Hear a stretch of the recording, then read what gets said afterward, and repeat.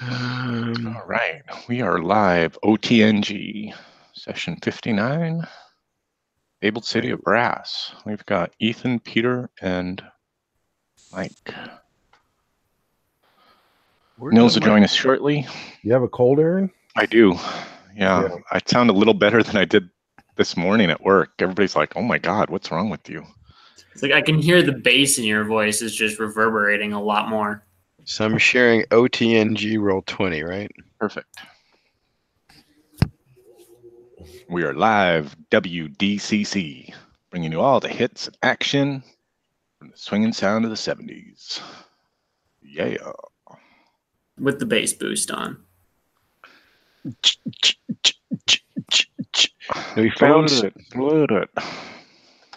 Now we found stairs down. Yes, when we left our heroes, there had been a skirmish with much nastiness with invisible things. Invisible creatures from the depths of hell. Yeah. And a giant spider. I mean, not a trap, a chest. What? I don't know what you're talking about. Oh, Freud. Uh-huh. And we saw more invisible things in this room we had not gone into yet. Yeah, right there. Now the question is, because there's stairs down, we found stairs going down. Let me get my notes. I am prepared. I come prepared. There's a ton more marketplace, and there's more plants. And there's a section of stairs, and then there's a bridge crossing lava. We can't see it from where we are right now, but it's beyond this statue thing. Oh, Ethan, I just found your list. Fahrenheit 451, Starship Troopers, Snow Crash, Black Company, Hammer Slammers. What list is this? This is Ethan's list of Blazing Saddles, Young Frankenstein, North by Northwest, History of the World, Star Trek, the original series. Hell yes. Okay, you're gonna have to like post this or send it to me because I can't write them. No. It's good that I found it. So I agree. We need to add to this list. We should probably create a blog or something. 2001: A Space Odyssey. No, Ethan, is that a no for you? Haven't seen it. Catch 22. Read the book, then see the movie. Take the Bombardier. I'll put it in the book. For God's sake, somebody help the Bombardier. 2001. They're trying to kill me. Who's trying to kill you? They are. They're shooting at me. They're shooting at all of us. See what I mean? What if everyone thought the way you did, Yossarian? Then I'd be a fool to think otherwise, wouldn't I? I consider it the great American novel. Catch-22. Yeah, I really feel it captures us as a people. Certainly as a 20th century people. Well, yeah, certainly as a post-war people for sure. Yeah. All right. Enough about pop culture. Let's play some Dungeons and Dragons. Speaking of pop culture. Any questions about where we left the last session? Anything you'd like to begin with before I harangue you with much demands of what will you do? So, I actually Hey, do Mike. have a question. Yeah. Can one assume that if the spell check changed for the day, that the day has changed? One could assume that. Certainly, time is moving in unpredictable ways in this place. Okay. But it has not changed my disapproval. So correct. So it's not entirely a day change. So things are fragmented enough that it messes up my ability to. Yeah, but your stuff is more connected to an actual. You're an actual person, and time doesn't pass in that plane the same way it does here. Right. A day hasn't passed on the celestial plane yet. Maybe, yeah. That's helpful. So Gib is wondering what the spell check is at this point. When you last cast a spell, I think it was -2. That sounds right. All the more reason for me to not cast a damn thing. But you're 6th level now. You're like plus lots. Yeah, it's paid off immensely so far. You where we are. Yeah. Plus slots doesn't help a 2. Yeah, that's what I was running into on Tuesday. I was playing with my dad. Is when you roll below a 7 25 times in a row, a +8 really doesn't matter. Oh, God, that's painful. Yeah. But it led to more fun, so. I just had some gnarly internet problems. Are you fixed? I'm hoping I can hear you now properly. Cool. Oh, good. Fingers crossed. So my stuff just kind of went away right when I asked that question. Oh, I'm sorry. The last time you cast a spell, you were -2. Okay. So when we go to cast a spell again, we will find out if it's changed. Yes. Okay, fair enough. Freaking Chaos Realms, It's roughly midday by your reckoning, Mm-hmm. I reckon. coming on noon, high noon, based on the amount of time that you spent here by your own reckoning. But again, it's all goofed up. No, I get it. It's all mystical and magical and variable and just Mhm. nothing really And nothing fresh- concrete at all. Frustrating to the cleric. We Tiny gotta remember to whiny. try and find a stopwatch the next time we're in the mortal plane. Mm-hmm. Well, but even then, it wouldn't necessarily coincide because the time somewhere else isn't really going to necessarily reflect it either. However, Yeah. for the priestess, the time of what the god that she worships is what's relevant, and still isn't going to be the same as the group's time at this time. Right, but it would just enable us if we're trapped on this place for a long time to eventually know what time it is when we return. Well, I think Okay. Yeah, sure.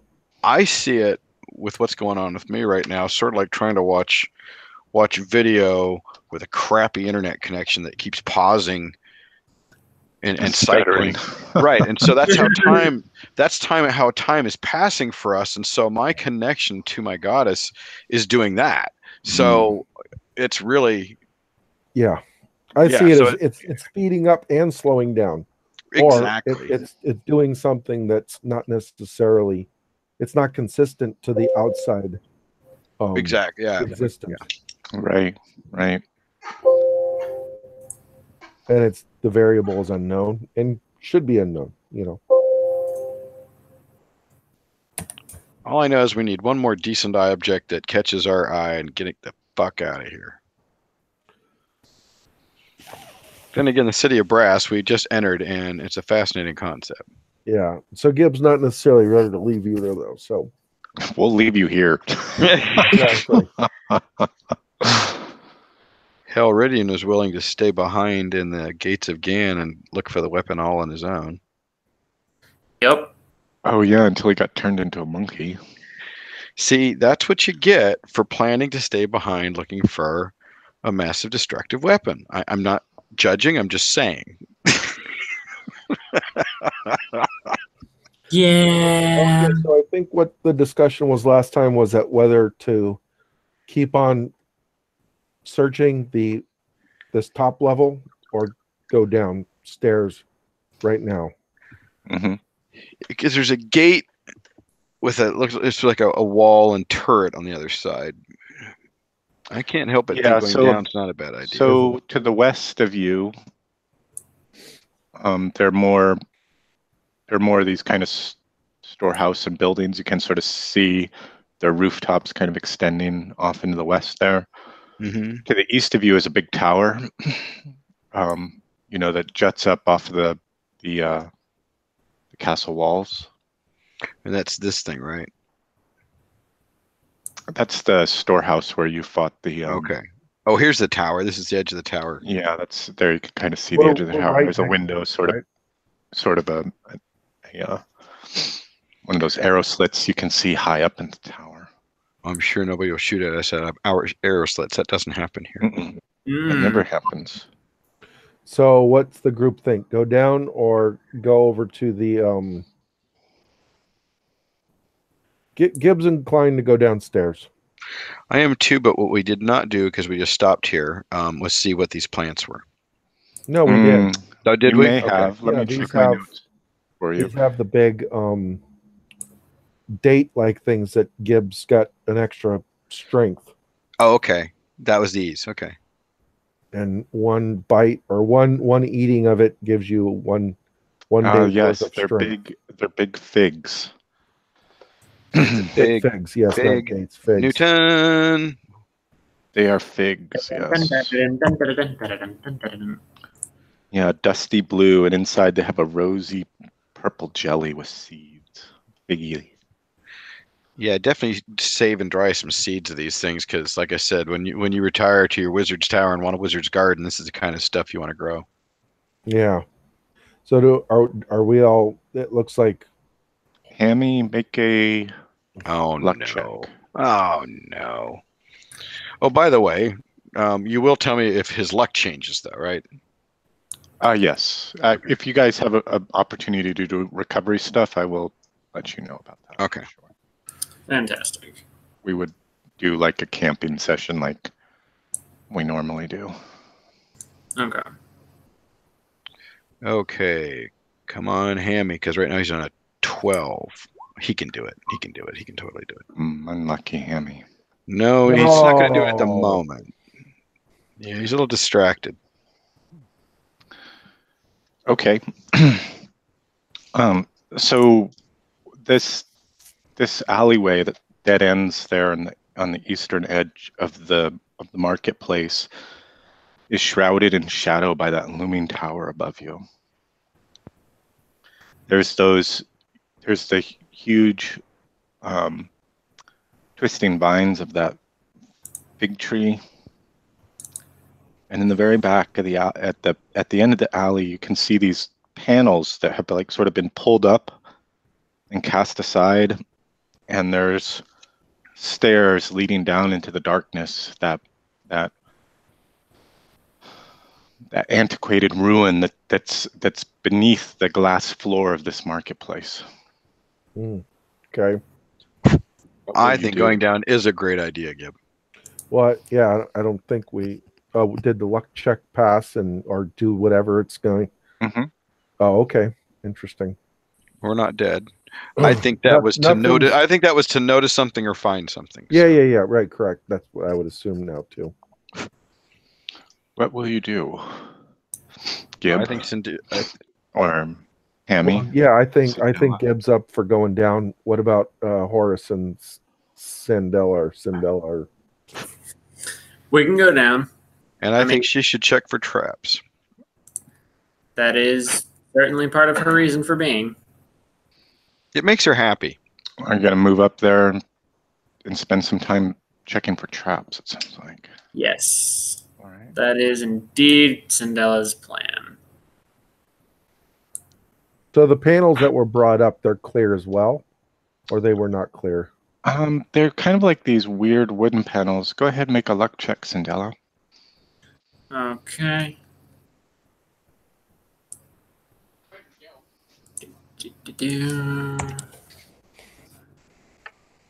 Cheat roll. Ooh. Oh, yeah. The opposite of what you needed. Just to do worse than I did. Okay, so you approach these stairs and you're like peering about. You don't see any traps. No, it looks safe it should be completely safe to head down. It's kind of dark down there. Well, better get out a lantern. And as you as Cinderella's kind of there in the lead, and she approaches to place her foot on the first tread, that it's like striking stone. Oh, actually, now that I think about it, did you want a luck check or a find traps check? I wanted a luck check, thank you. And you crouch, you peer down and look, and you can see this shimmeringness of the glass just above these stairs that are descending down into the darkness. So the trapdoor is open, but we can't actually descend past the opening. Correct. Where else did we run into that? Oh, getting into the marketplace. Yeah, with the rosy. Oh, so you're saying that there's a force field or force field or glass or glass or something like that. Way to penetrate those, to step down to those stairs. Right. So Gibbs gonna look at it and see if he can deduce any magical. Sure, Gib. Give me an intelligence check. Let's see how well you do. Now a 20 would be helpful.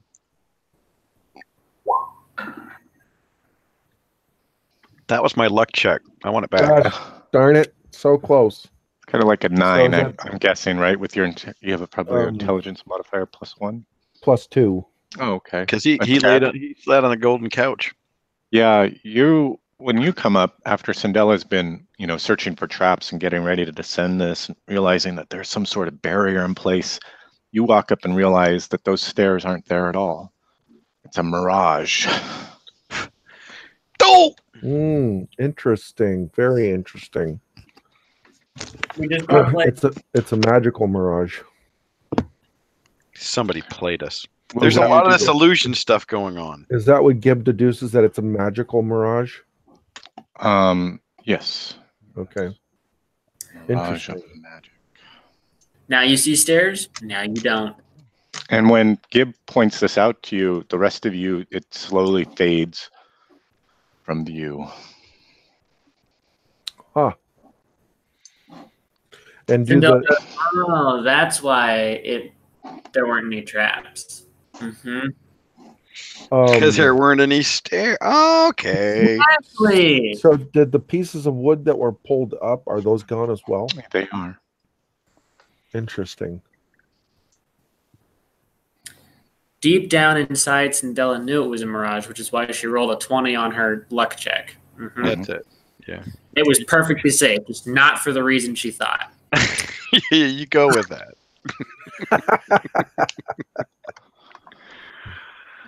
All right. Well, gentlemen, I say Interesting.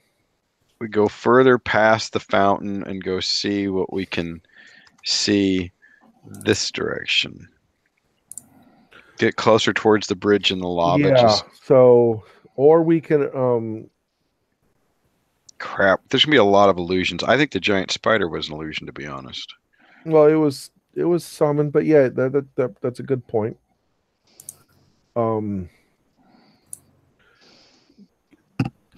Gib thinks that we should be concentrating at this kind of right now on looking for the different fruits and seeing what they do. The different plants. Okay. Because he's worried about coming up against More invisible beings. more that we can't- invisible magic using All right. creatures that will just ruin us. He's quite a bit bothered by that, and we only got 3 uses out of that one batch, and he needs to find some more because No, I get it. we're not going to be able to attack anything we don't see, and nobody has a reveal spell, right? No, and even if I did, I couldn't cast it. No reveal spell for me. I don't know if it's a couldn't, a wouldn't might be more appropriate. Yeah. Is there a difference at this point? I don't know. Well, if it came down to my friends dying or me casting a spell, I'd throw it. I'd throw the spell. Well, Shit. and also at the same time, we need to also consider that that the priestess was wanting to sacrifice that very Mace. nice weapon in hoping to reach her goddess. To cleanse some of that. Yeah. Yeah. All right. Now we have checked the plants around the marketplace that we've already searched, right? Yeah, maybe I should put some markings on the map for you about what you have seen already, just so you know not to do it again. Correct. So I'll put those marks out for you now. And on that note, you could also assume that we're going to start looking someplace we haven't, just because I don't want you getting bored either. Oh, I'm not bored. I'm thoroughly entertained. You have invisible undead things to kill us with. Summon illusionary spiders. How could you be bored?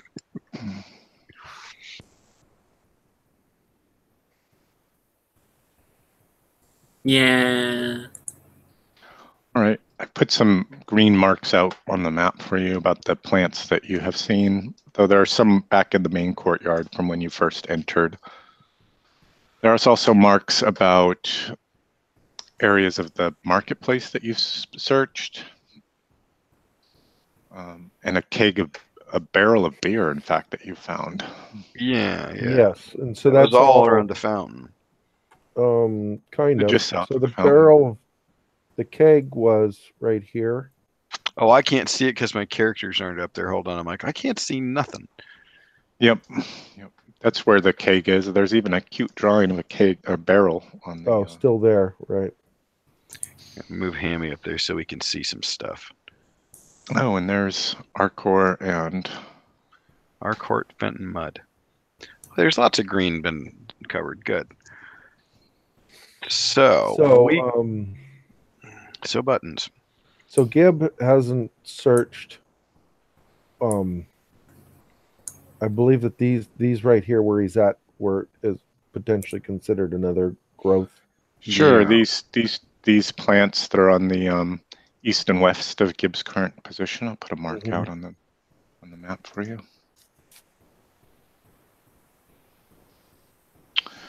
Let's see what you find with that searching. Am I rolling something? I like the way when the figures move, the buildings stutter and you can almost see inside them, and that really adds to the whole time not working right and being in a chaos place, you know? Yeah, I wonder if I have some kind of setting on the map. See if that does anything. Alrighty, let's see. I find the fact that I can see blue sky through this fountain fascinating. That's not blue sky. That's the crystalline blue water of the fountain. It reminds you of the sky in this place, certainly, because everything here is peculiar and unnatural. Did we search the water? Did somebody searched it, right? This water had some healing properties. Oh, that's right. That's right. We all have, and you can heal up to 8 points a day with it. Yep. That's right. Which is what the blue bar is for me. Yeah, and I have a couple of each Hammy and Gerda each have a wine skin. Right, but let's see. So the ones who poured it on me to cleanse me of the spiders, we need to refill consumed your healing capacity for the day. Oh yeah, I'm full up. Mm-hmm. I think some of the others might have drank some. I think they emptied 2 of them on me when I was covered in spiders, so we need to refill those. That's carried by Arcor and Slanisha, who are currently not present. They're strangely absent. So can we assume that while they're in the middle of phasing back into existence here? Or maybe they were filling up their water skins while we were doing our stuff. Yeah, we'll roll Nils in when he shows up.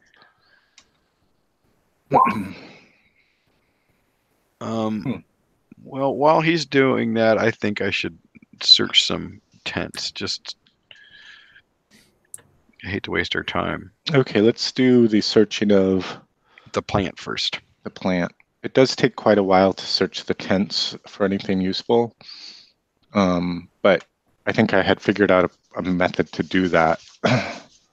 Yeah, you were saying like the general tent location was the entire search. Yeah, but the time to be able to find something was like a progressive thing.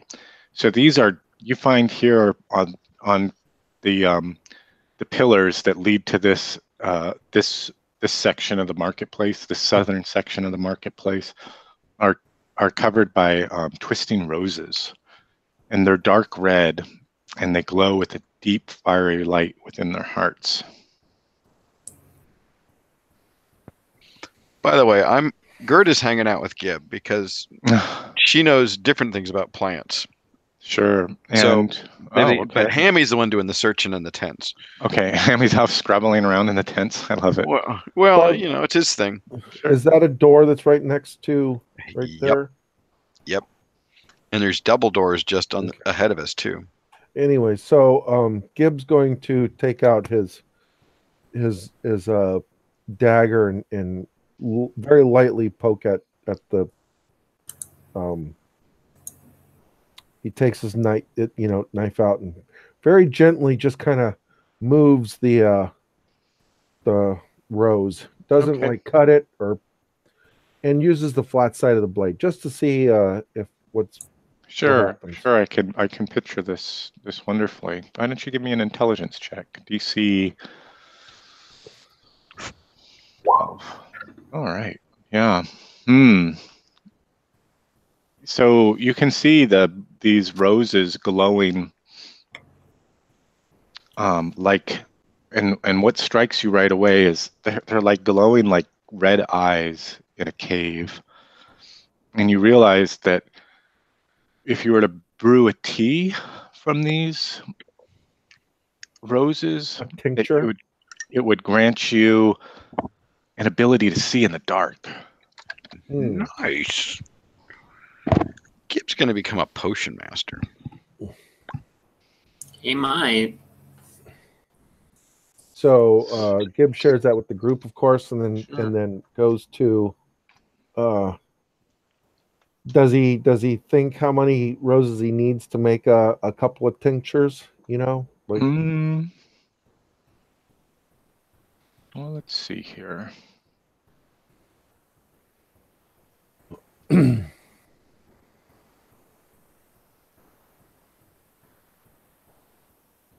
Let's see here what we have.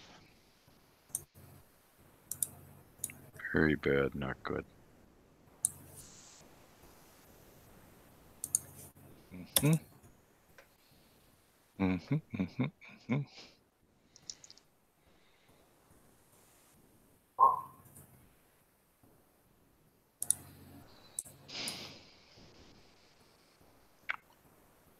see. So you figure that if you were to pick all the blossoms from these roses, that you'd be able to brew maybe 4 pots of tea. Okay. So Gib sets off to start cutting off the roses, but he thinks he remembers from some training or some book that you're supposed to cut roses at an angle in that so it doesn't kill the plant, and so he does that very delicately. Being respectful of the plant, very nice. Yes. Very nice. Okay. Like it. Yeah. Oh, and Hammy is Gerda out there rummaging around in those tents. Yeah, Gerda totally approves, by the way. And of course is helping him. And then he gives a nod to Gerda, and as they garden together.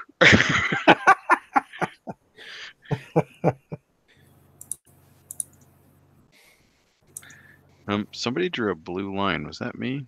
That was me. That was Gib. I was pointing to the wondering if that was a door. Oh, he's doing something wicked. Boy, something wicked. Why the pricking in my thumbs?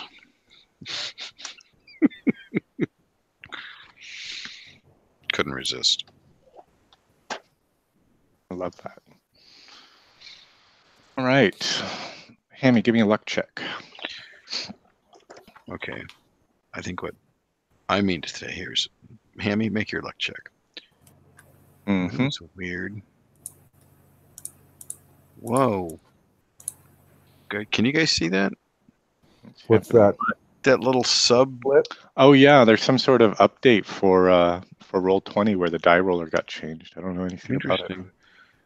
We'll just do this. Die roller got Looking changed? for less than a 12. Got it. Way to go, Hammy. We love you. So he made it. All right. Excellent. Let's see what You find a Hammy trap. finds. All right. Find a trap. Great. It's a trap. I'm good at finding those, apparently. It's a trap. Oh, he died in the last movie, so no more. It's a trap. I know. Didn't even get a funeral. I don't know. It just got sucked out into space. Mm-hmm.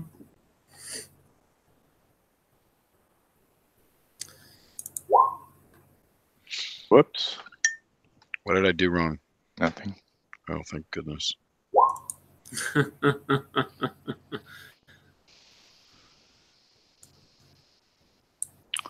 Sorry, I'm just looking up against my many tables. That's fine. I'm just painting some more master figures here. Oh, Yeah, Chaos Hounds, and I just finished some Undead artillery. It's all Ryan stuff. Mm. We're playing Kings of War this weekend. If I can get my homework done, I can get more elves done for my Vanguard and Kings of War army. So Fingers crossed, man. Fingers crossed. I know. But good priorities.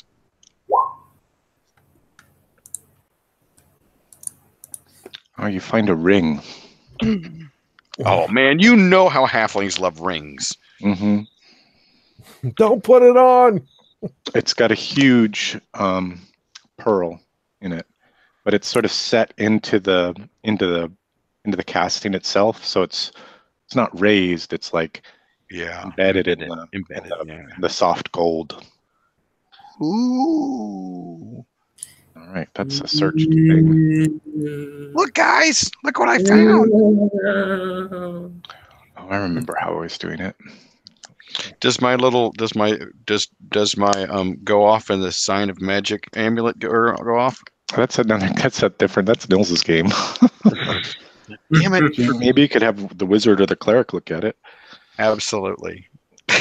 It's not radiating any sort of magical properties, but it is beautiful.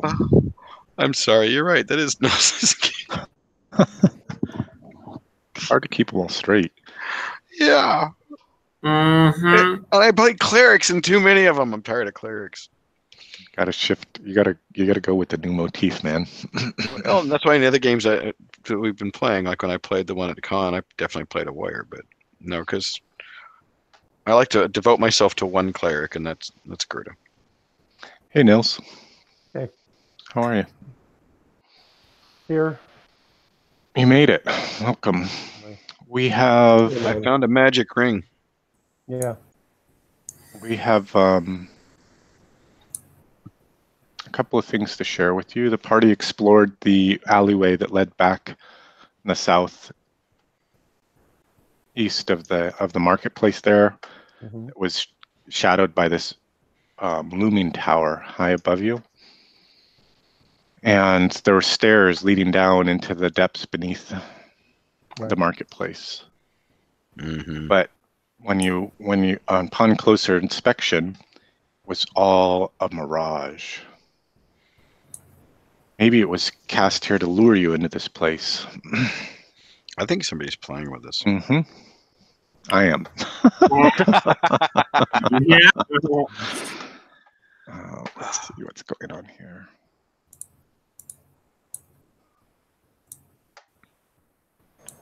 Let's do that. Mm-hmm.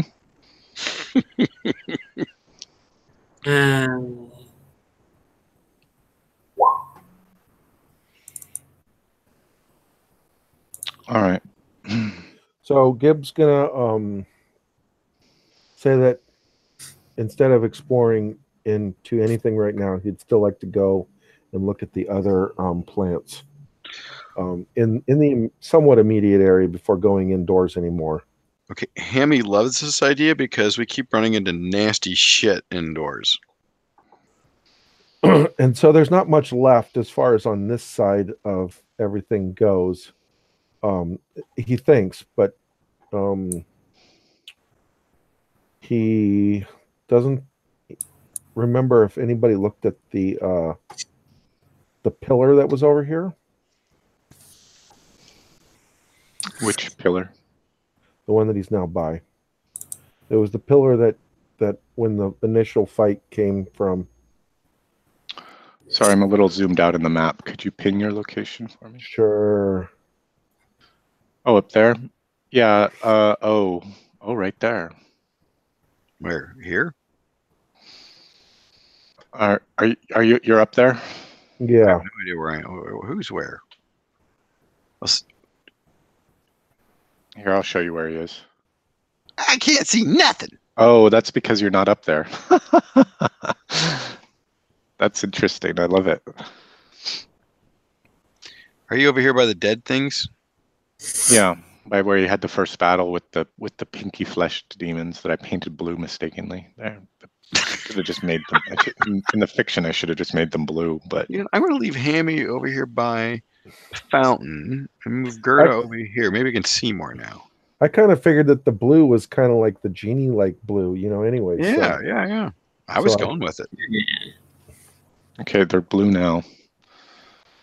It's DCC. They're yours. Mm-hmm. See, they turned blue after they died. Why can't I kill your drawing? Because the drawing must live on. Bring up my- I've been trying to figure out how to get rid of stuff as well. Theoretically, if you click on it, you should be able to delete it. Theoretically. Arcor, Sonashaw, what were you doing while the rest of the party explored the southern portions of the market? Or Shaw, because of the weird phasing, is starting to get migraine-like things, and so Arcor was trying to, through his minimal medicinal knowledge from being a forester and being in the that kind of thing, trying to do what he could to try to help her, and trying to teach her some of the elven meditation techniques for centering their fae. Okay, very cool. Can I add my 2 bits that you might want to do as well? Sure. Refill your water skins that you poured on me to save me from the spiders, from that fountain, because they're healing. Sure. And I don't know how much healing I'll be able to do. Hey, I'm just looking out for the party. So I'm not trying to sound like I'm not trying to be anybody's mom. How about if we put Sonashaw and Arcor over by the fountain? Yeah, that's good. Gib, you're exploring this pillar here with the plants. Yes, I am, and he's inviting. And Gerda's kind of up here. Yeah, for the record, I'm just sticking close to Gib as far as plants, because again, I know something about plants. Granted, not these plants probably, but maybe we can do things like, yes, that's the right way to trim roses. Because of my magic identifying ability, or at least somewhat, and you're still, my knowledge of plants in general. A knowledge of natural things will hopefully allow us to. Mm-hmm. Well, why don't both of you give me a luck check?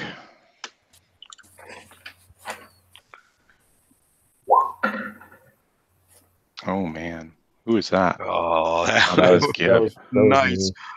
Do I even need to roll? Yes, please roll. Okay. Because I'll need to roll close to that, because that's not her strength. A luck.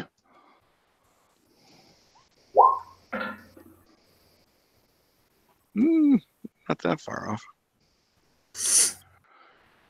What's your luck? Yeah, as you're making your way down towards these plants, Luck's a 9. which look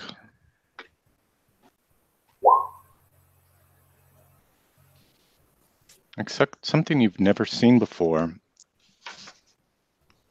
Growing out of this pillar is like a short, squat tree. It's succulent. It's bearing what look like citrus fruits of some sort. Yeah, these big, heavy citrus fruits. They're orange, deep orange, like squat fat tangerines. Beware the tangerine.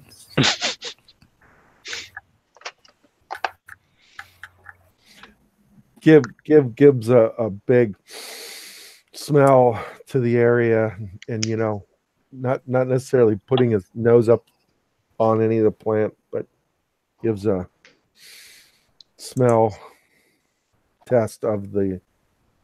Okay. Let's see here. So as you're sort of, they smell. It's like standing in an orange grove. It's that kind of. It's that powerful, very sweet and flavorful, citrusy, and when you're moving towards, something brushes the back of your leg, and you turn and you look, but there's nothing there. And then something kind of bumps into you. boy. Oh, man. Invisible crap. What are they doing? Not again. There's those voices. Yes. Do we hear anything? Yes, so you hear them saying, what are they doing? Why have they come? Shoot.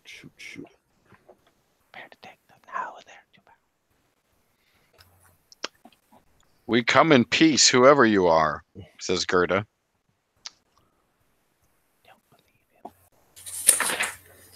I don't think they believe you. No, I don't think they do either. We have a task in order to find our way home and leave them. What will you do? Crap. It's been months, or at least weeks. What was the name of the Ifrit who sent us here? Oh, it wasn't a Freed. It was a fellow in red robes. Alvance. Alvance. We don't have to mention his name, but we seek 3 items. We come in peace.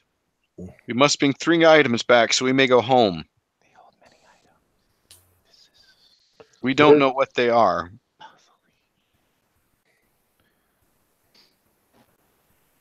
We mean you no harm. You feel hands on you now. I'm keeping my hands away from my weapons at the moment. Being turned and pushed and prodded and poked. I'm keeping my hands up away from my weapons, and I'm making the holy sign of Ildavir. And by the way, when I'm not saying something to them, I'm continuing my catechism, my prayers. Mm. And there's Gib attempts to reach into his eye, eye crevice, like on the inside, to see if there's just any left. It's already rubbing like little bits of sleep rub out of it the corner of around your eye. to rub it around a little bit to see if there's just any more effect from the salve, fruit salve paste. Salve. Stale. To see if any effect comes in on that. Give me a luck check. Come on, 1. 3, pretty good. Nice. It was close to a 1. You're like kind of rubbing your eyes and looking, and yes, he's doing the curly thing, like he's trying to literally rub in the little eye nuggets that you get, like trying to rub them back in. To Add see a little if saline. anything pulls in. His eyes are even turning red, like just. Yeah. Let's see, is there any way that I can do this?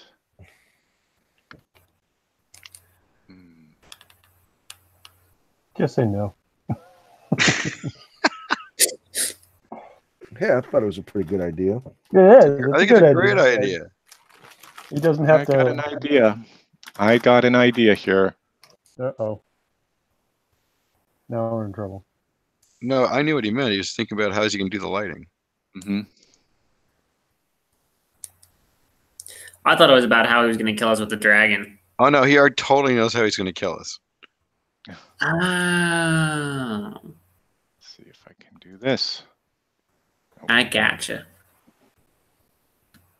All right, so let's see. Okay.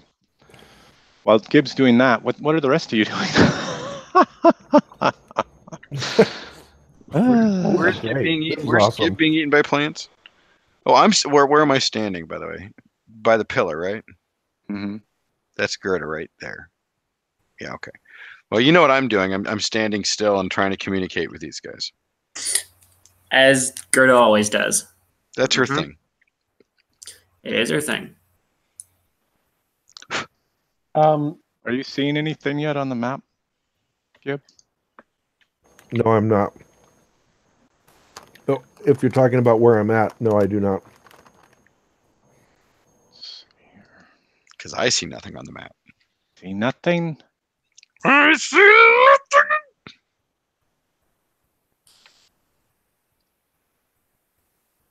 Yeah, still nothing. Oh, I see. Interesting. Interesting. Mm-hmm. All right. Mm-hmm. All right. Bad little bit of object source lighting. All right. This is for Gib and Gib alone. Whoops. Okay, nobody else look. I'm not Everybody looking. else look away. I'm tracking stars. Good. Keep doing that. And I'm painting object source lighting. Oh God. And these things are, this one right here is white Okay. and larger Yeah, I than see all the that. rest. Is it And they're- pussy? And this one's the one that's accosting Gerda. And these ones are snuffling up and snorting around you. This one's kind of wandering off over here. This one's The one in white's bigger, you said? Mm-hmm. And sheep. And this one, they're all female in nature. Right. These are the same things that we had to deal with earlier, right? Mm-hmm. Okay. The one in white is carrying a golden spear. Oh, that'll hurt. So Gib turns to that one and says, we come in peace, as my friend has just said. He sees us, mistress. He is a powerful wizard. Can he still see him, or they disappeared? Well, what happened? Well, I don't see him anymore. Mm-hmm. Okay. No. Now you see, now you Okay, don't. this is still I mean, we okay. can. Does that mean we can So look? Gib still tries to say, we are here. What was the guy's name? Peter. Let us kill them now. Fall upon them all. We'd really rather you didn't. So not Hardcore, opposed. what I will want you to fight you. Arkor and Sanashaw, what will you do? You're So- busy filling your sacks, your Right. water skin with the fountain. Right. I think just as I was the last time I joined last time, as a way to try to help with the invisible people fight, Swan Shah was going to try to step through the veil or whatever and Oh, see right. if, Mhm. right, and that's where I dropped. So as a way to try to help her with these, pains or whatever, she's going to give that a try. And just kind of like because I think it's like 10 feet per level, so she's just going to do like a short little 10-foot step. Which way is she traveling? She's traveling east from the pool. Back towards Horus, and sorry, back towards Gib and Yeah, and whatever that Gerda. 01 is. Okay. Sure. Gerda. Slanashaw. Mm-hmm. Yeah, so you make this step into the Fey realms, and you can see these kind of looming shadows of your companions. Mhm. You know that this is kind of how you can see the physical plane. These kind of shadowed shapes on this brilliant, kind of almost like pearlescent luminous that you're kind of moving through. Mm-hmm. But you can also see these shapes of these shadowy Others. what's a four-leg, not a biped, a quadruped? Four-leg, these quadrupeds, sort of, and there are these quadrupeds. There's one very near you, and Arcor, and then there are kind of there are four surrounding Gerda and Gib down by the pillar with the citrus tree. And you step out 20 feet away or whatever it is from your current position. And it's just a moment that you move back to those, back into that Fey realm. Right. So she's able to recognize that they're there, but not really be able to do anything with them because it's so quick, and they themselves are very shadowy too, right? Yeah. It's like,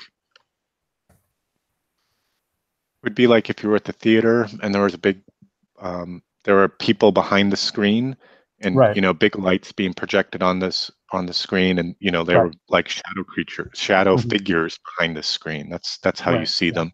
Okay. Cool. It's not helping me.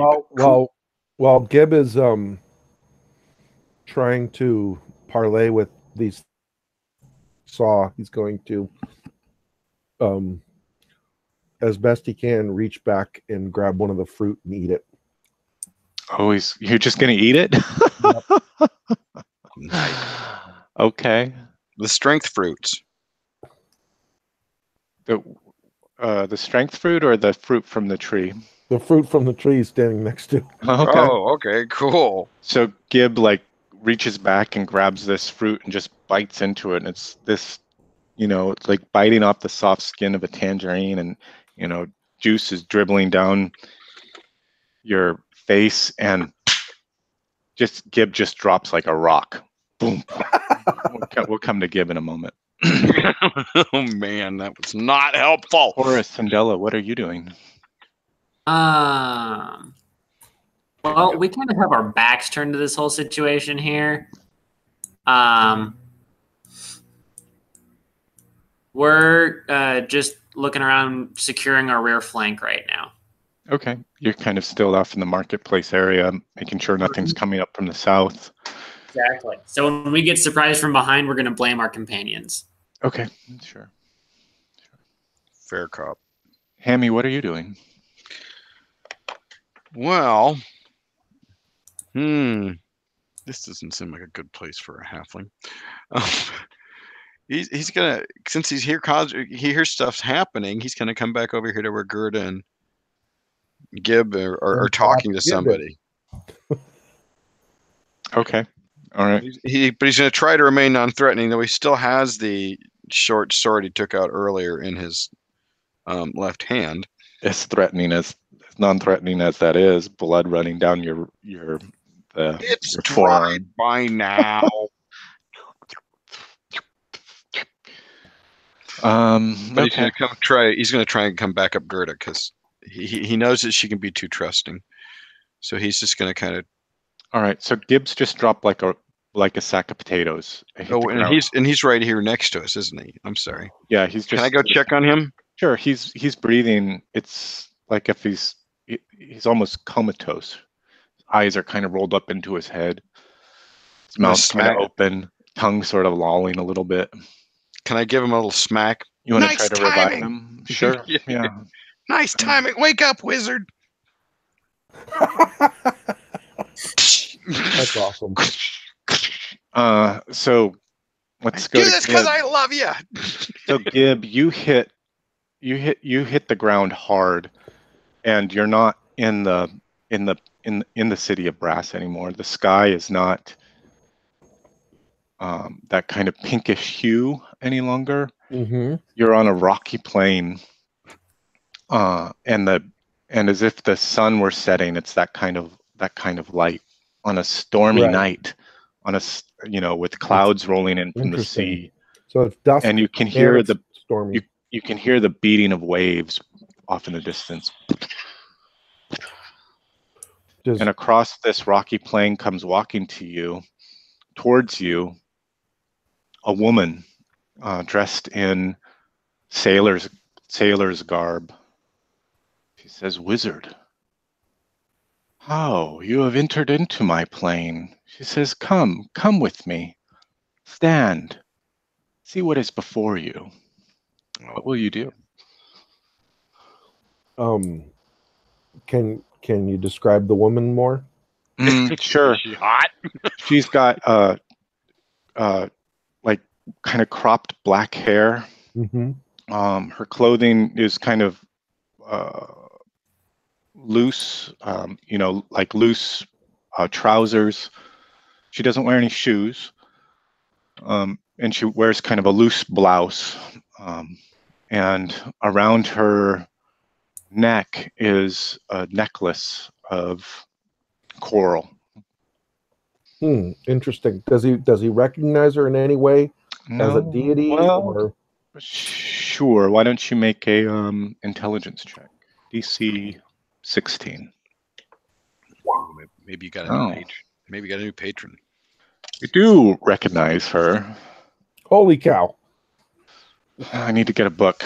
Would you bear with me for just a moment? Absolutely. Totally worth it. Awesome. What if we said no? Yeah. Oh, you just died. Exactly. You went to a spiritual world and your body perished. Says no, fakes internet connection loss.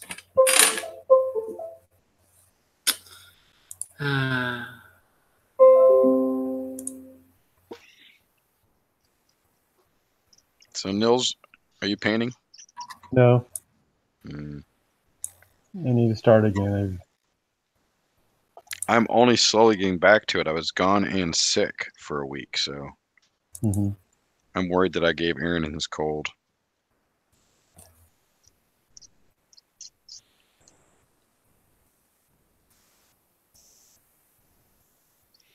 But he's got a kid, and they bring home everything. Maybe We not do. so much more, but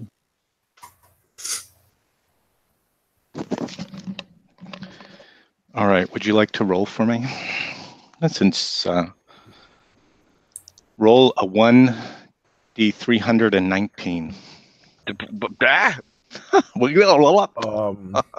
How, I am so glad we're how not do I playing do in that person. again? So, see where it says question in the chat window? Unless you'd like me to roll for you and take away all your fun. No, I'll roll. All right. But I don't see Do you see the funky dice in the chat window? Yes. Do you see the last entry in the funky dice? Or it has a question mark? Oh, yeah. Push that. Okay. Yep. And it says In how the many. first field, enter 1. In the second field, enter 319. This is just a random name generator. I don't see another field. I only see one field. Well, you have to push enter. Push enter. Right. Mhm. Got it. Okay. Then the next one, 300 something. What was that? 19. 319. Hooray, we're learning new skills. Yes, we are. What is it? 33. I've never seen one before. No one has, but I'm guessing it's a white hole. Did somebody punch him? It's funny you did that. I've been watching Red Dwarf documentaries. Yeah? Yeah, just interviews with cast and crew and stuff fun. for the seasons. Found them on YouTube. I'm sure they're from the DVDs. Hey, Okay. So Smeeky. So you this is Blenty, goddess of trade and commerce. Interesting. He might have a patron. Yeah, she's often worshipped and respected by sailors, And tradesmen. flying the seas for their trade, merchants, right? Mm-hmm. For the very same reason. Why don't you tell me something that you know about Blenty? And that she looks over those that or supposedly looks over those who will toss a coin into the ocean once in a while. And an offering at the offering at sea. Of only currency though. Only coin, nothing more. Nothing more. Because that's all that matters when it comes to tallies and commerce. Correct.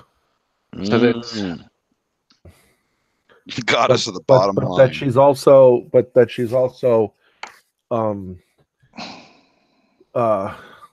home to the sea, interestingly enough, even though she wants that. Some feel that maybe it's the base material going back to the sea where it belongs. That was what the coin was. And there's legends of sailors who look for Blinty's bounty. Blinty's bounty. That's where all the coins go. Awesome. Bravo. Yeah. Yes. Salty but sweet. Yes. Yes. Well. And one more thing, and that men who drink too much seawater sometimes before they're dying claim to see her. Oh, right. When they're shipwrecked and but they have nothing else to do but drink seawater. They have nothing to offer, nothing to trade her. That's right. They've already drank all their lives. Yeah. So I'm falling in love with Blinty. I'm loving her already. I'm serious. I think so. Just as a frame of reference, Blinty comes from the Osoric OSRIC God's Book of Petty Gods. Nice, which is their interest in deities and demigods. Old school role-playing community.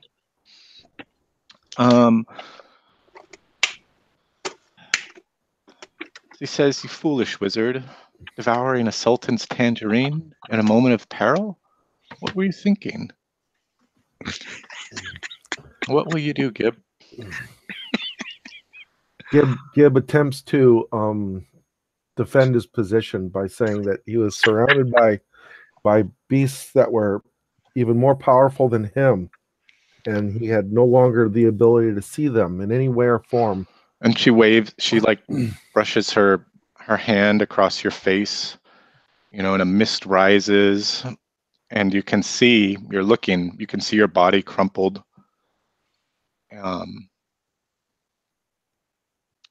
At the foot of that tree by the big pillar, your companions standing around you, and those, what do we call them? Not bipeds, quadrupeds. Dancing around you. One menacing, preparing to menace you with this large golden spear.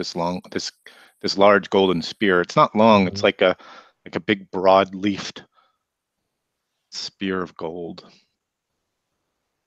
She says, there you are, trapped between the plains of earth and fire in the city of brass. Oh, you foolish, foolish wizard. Well, what shall I do with you now that you're here at my... She looks out across the sea, and there's just this crashing of waves. Gib takes a moment to take a deep breath. She should send you back for your entertainment value. No, the salt in the air that he likes so much sometimes when he visits the beach, which has been rare. And he says, yes, the Salton Sea definitely does smell good. Maybe it's better at this time to have smelled this rather than my blood. Who's your original patron? The fate, the hidden fate. The hidden fate. Another female. Gib has a soft spot for that. There's a flash of lightning and a crash of thunder, and she turns and whirls on at you, and her kind of hair is kind of sort of standing on edge, kind of flared out behind her like like a fish Lucky. almost, like when their fins come out. Mm-hmm.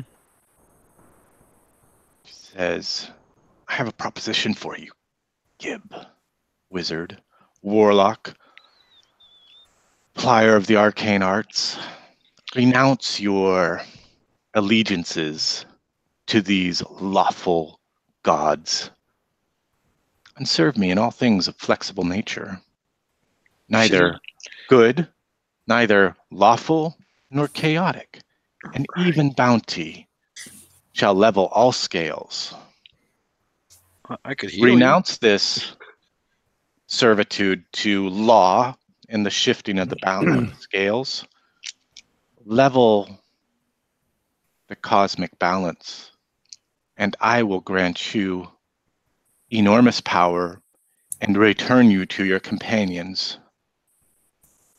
This would please me greatly. What will you do, Gib?" you. Enormous power. Ooh. Gibb sits there contemplating. He turns back out to the ocean and thinks, and he says, "What you say is very interesting, and potentially even something that I would like to do. Sounds enticing, of course, because I'm a wizard, and I do dumb things sometimes, as you just witnessed. However, some people will call me foolish, and some people will call me sometimes even wise. But I am a gambler at most, which was why my patron actually sought me out. And so I will leave it up to my dice." And he pulls out his magic dice. Mm. And he has 2d6. If it's a 6 or greater, I will join you. No, excuse me, 7 or greater, I will join you. 6 or less, then I'm relying on the dice to show me the way. Nicely done. You'd make a good cleric.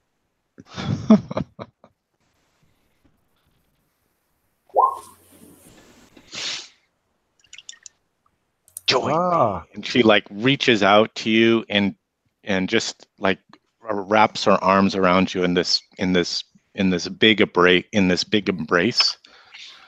But her skin is cool and clammy, like A fish. like not like a fish, but like a foggy morning at the seaside. All right, we will come back to Gib. What will you do, gentlemen? If Gerda? Hammy can't wake him up, Hammy's just going to stand over him, trying to protect him. Okay. Gerda is going to say, well, I have a bit of a backup. She's going to say to the direction that Gib was talking before he decided to Eat the have a fruit. snack. Yeah. Man, we're going to have a discussion about timing if he wakes up. That's all I want to say. She's going to speak in that direction. She's going to say, "In our land, we freed someone from your home. The act of doing so pulled us through as well. He said that he could free us and get us back to our homes if he brought us 3 items from your city. We seek no harm. We seek no fight. We just seek to go home." Okay, make a personality check. Don't forget to add your bonuses from the Warhammer, any stats, but no level bonuses. My bonus is you kind of went all. Oh, I went out. You went all mechanical. So don't forget to add your bonuses, and I assume you meant for the mace and. Correct. Okay, so personality 16. That's a +2. So add another. That sounds like a +3 to me. Okay. Why doesn't want to let me change it? Okay, here, let's use this die. It's going to be a d20, so personality is a plus, what do you say, 3? Mm. Is it, yeah, it's a +2 for personality and +1 for the mace, right? Correct. Okay. Looking for that 20 there. What a shitty time. There's my luck roll. Damn. Okay, well, let's hope that's not going to happen again, because if they attack, I have one thing to do. Okay, let's see. Gosh. All right. The dice don't lie. They don't like me. Here. If there's any attack, I'm casting. Okay. Okay. Let's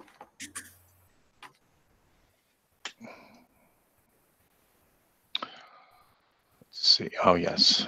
That's what I want to do. Oh, I didn't add level or anything else, did I? Oh, no, Just you wouldn't. Yeah, it's just straight up. Mm-hmm.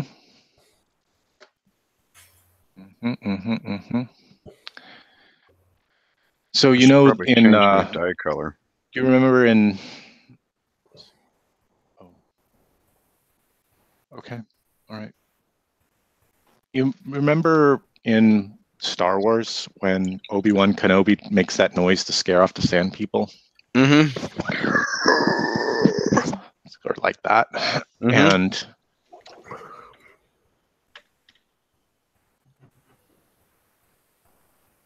all you can get through that screaming and howling of those noises as you're kind of being buffeted around, and in fact, you feel the tip of a weapon kind of planted squarely in your chest, and a whisper out of nothingness: "Leave this marketplace. This is our home. Never return to this, or you will die."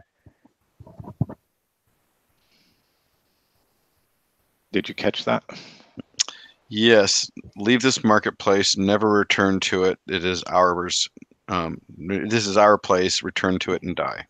Yep. What will you do? Well, we'll attempt to leave, but we're gonna have to. We have to find our way out of here. So we will attempt to do that.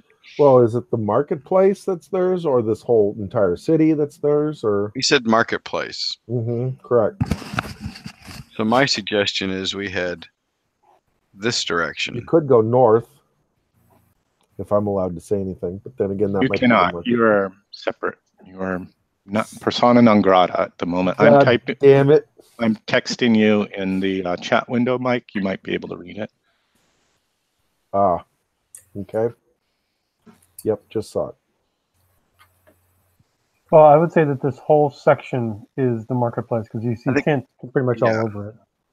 I think it'd be safe if we go to this bridge over the lava, and I think it'd be safe if we go up these stairs over here as well. Oh, hang on. Let me zoom out so I can see what you're looking at. Those stairs up there, you can around stairs, they look like a pile of bones on there. I don't know what that is. You can still see that's all part of the marketplace. The glass floor is dictates the marketplace, I guess we could say. And I'll draw it out on the map for you so you can see where it ends. So I've just drawn a blue line to the north of you. And north of that blue line, the glass floor sort of tapers away, and you can see the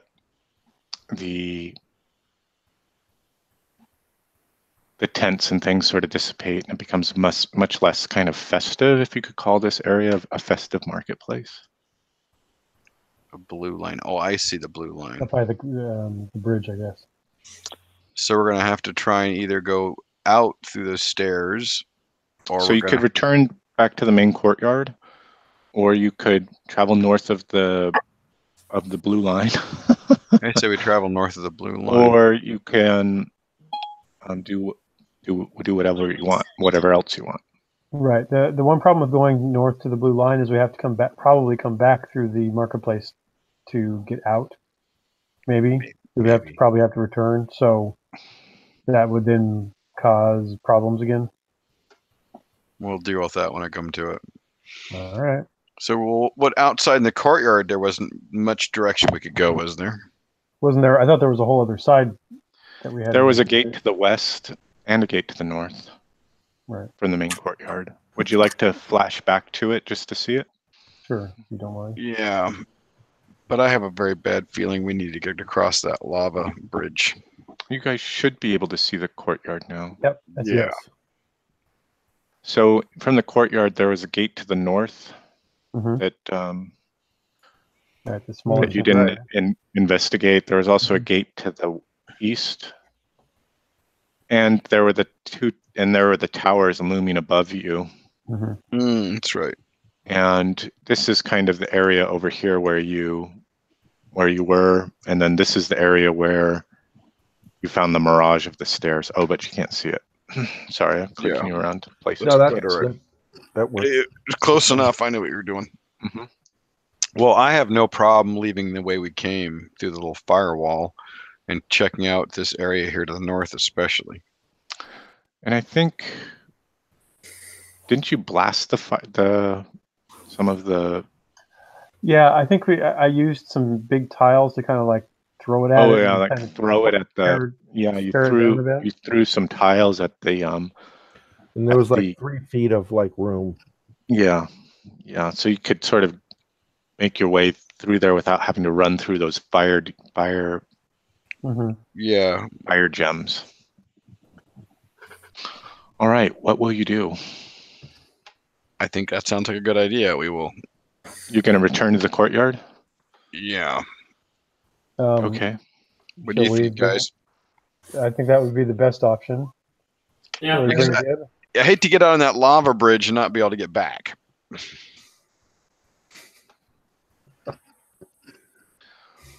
All right, so We're carrying Gib, by the way. right, I was going to ask about Gib.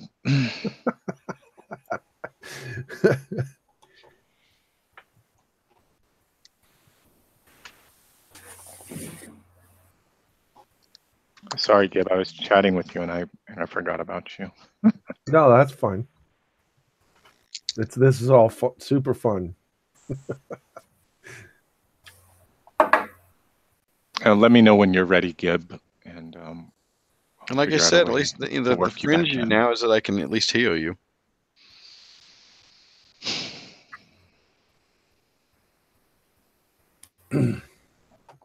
Okay, so tell me again. So who's carrying Gib? Tell me exactly how you're making your way back into the courtyard. First, Horace and Cindella. Okay.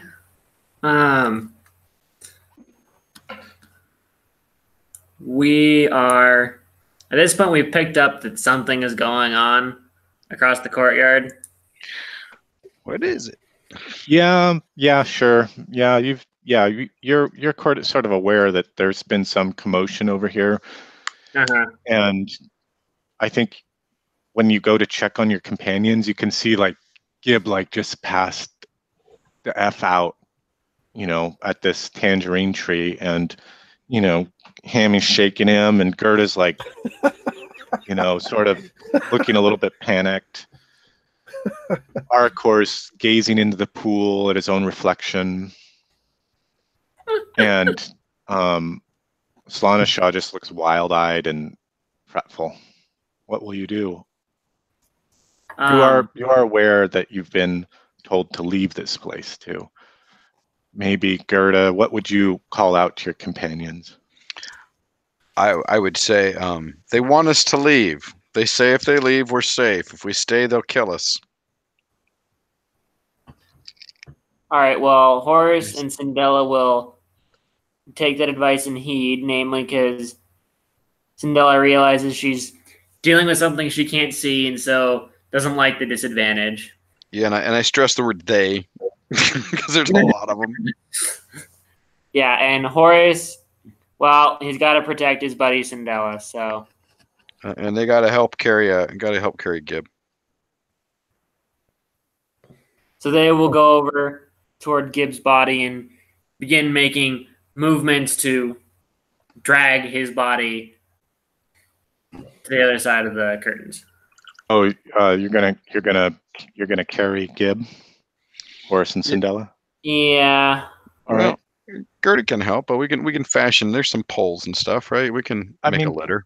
Cindella has a strength 18, so. Oh yeah, I forget she's massively huge. Arkor and Sanasha, what will you do? We will, since we're kind of over by the fountain, Mm, we will quickly move over to where the party is in general and make sure that we have everything together and then head for the... what is Head for the everything nearest together? What exit. is everything together? Just, I mean, like, make sure that, like, since there's people carrying Gib, if they had stuff in their hands, Mm, other than Hammy's sword, mm. we're going to make sure that we can carry everything out that we came in with. Yeah, and what were you doing at the pool? We were filling up our water bottles. Okay, cool. Gotcha. Thanks. All right, Gerda and Hammy, how will you flee this place with your companions in tow? Well, we're heading towards the way we came out, and Over here. yeah, and as usual, Gerda's going to head out last. Okay. Yeah, there's this area of those tile, those curtains, those jeweled curtains that have been sort of knocked down, and you could sort of jump over that area We move without through too much difficulty. without causing too much damage to ourselves. Correct.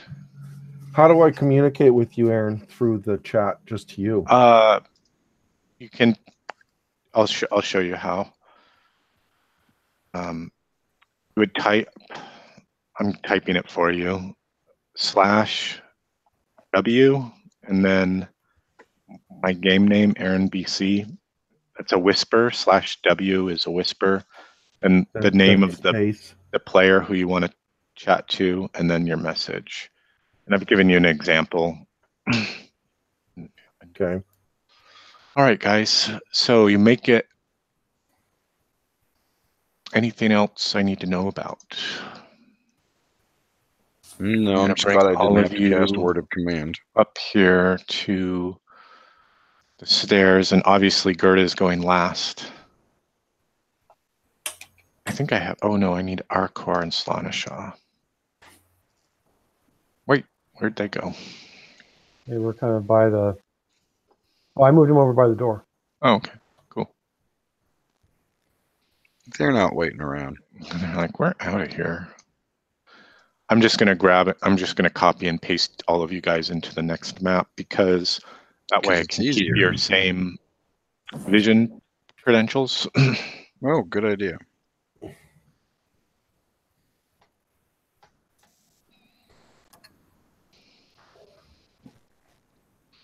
Let's see. Are there any of you still present here? I don't believe so.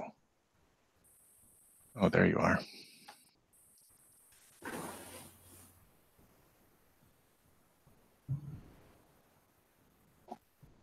All right, you are all back in the main courtyard.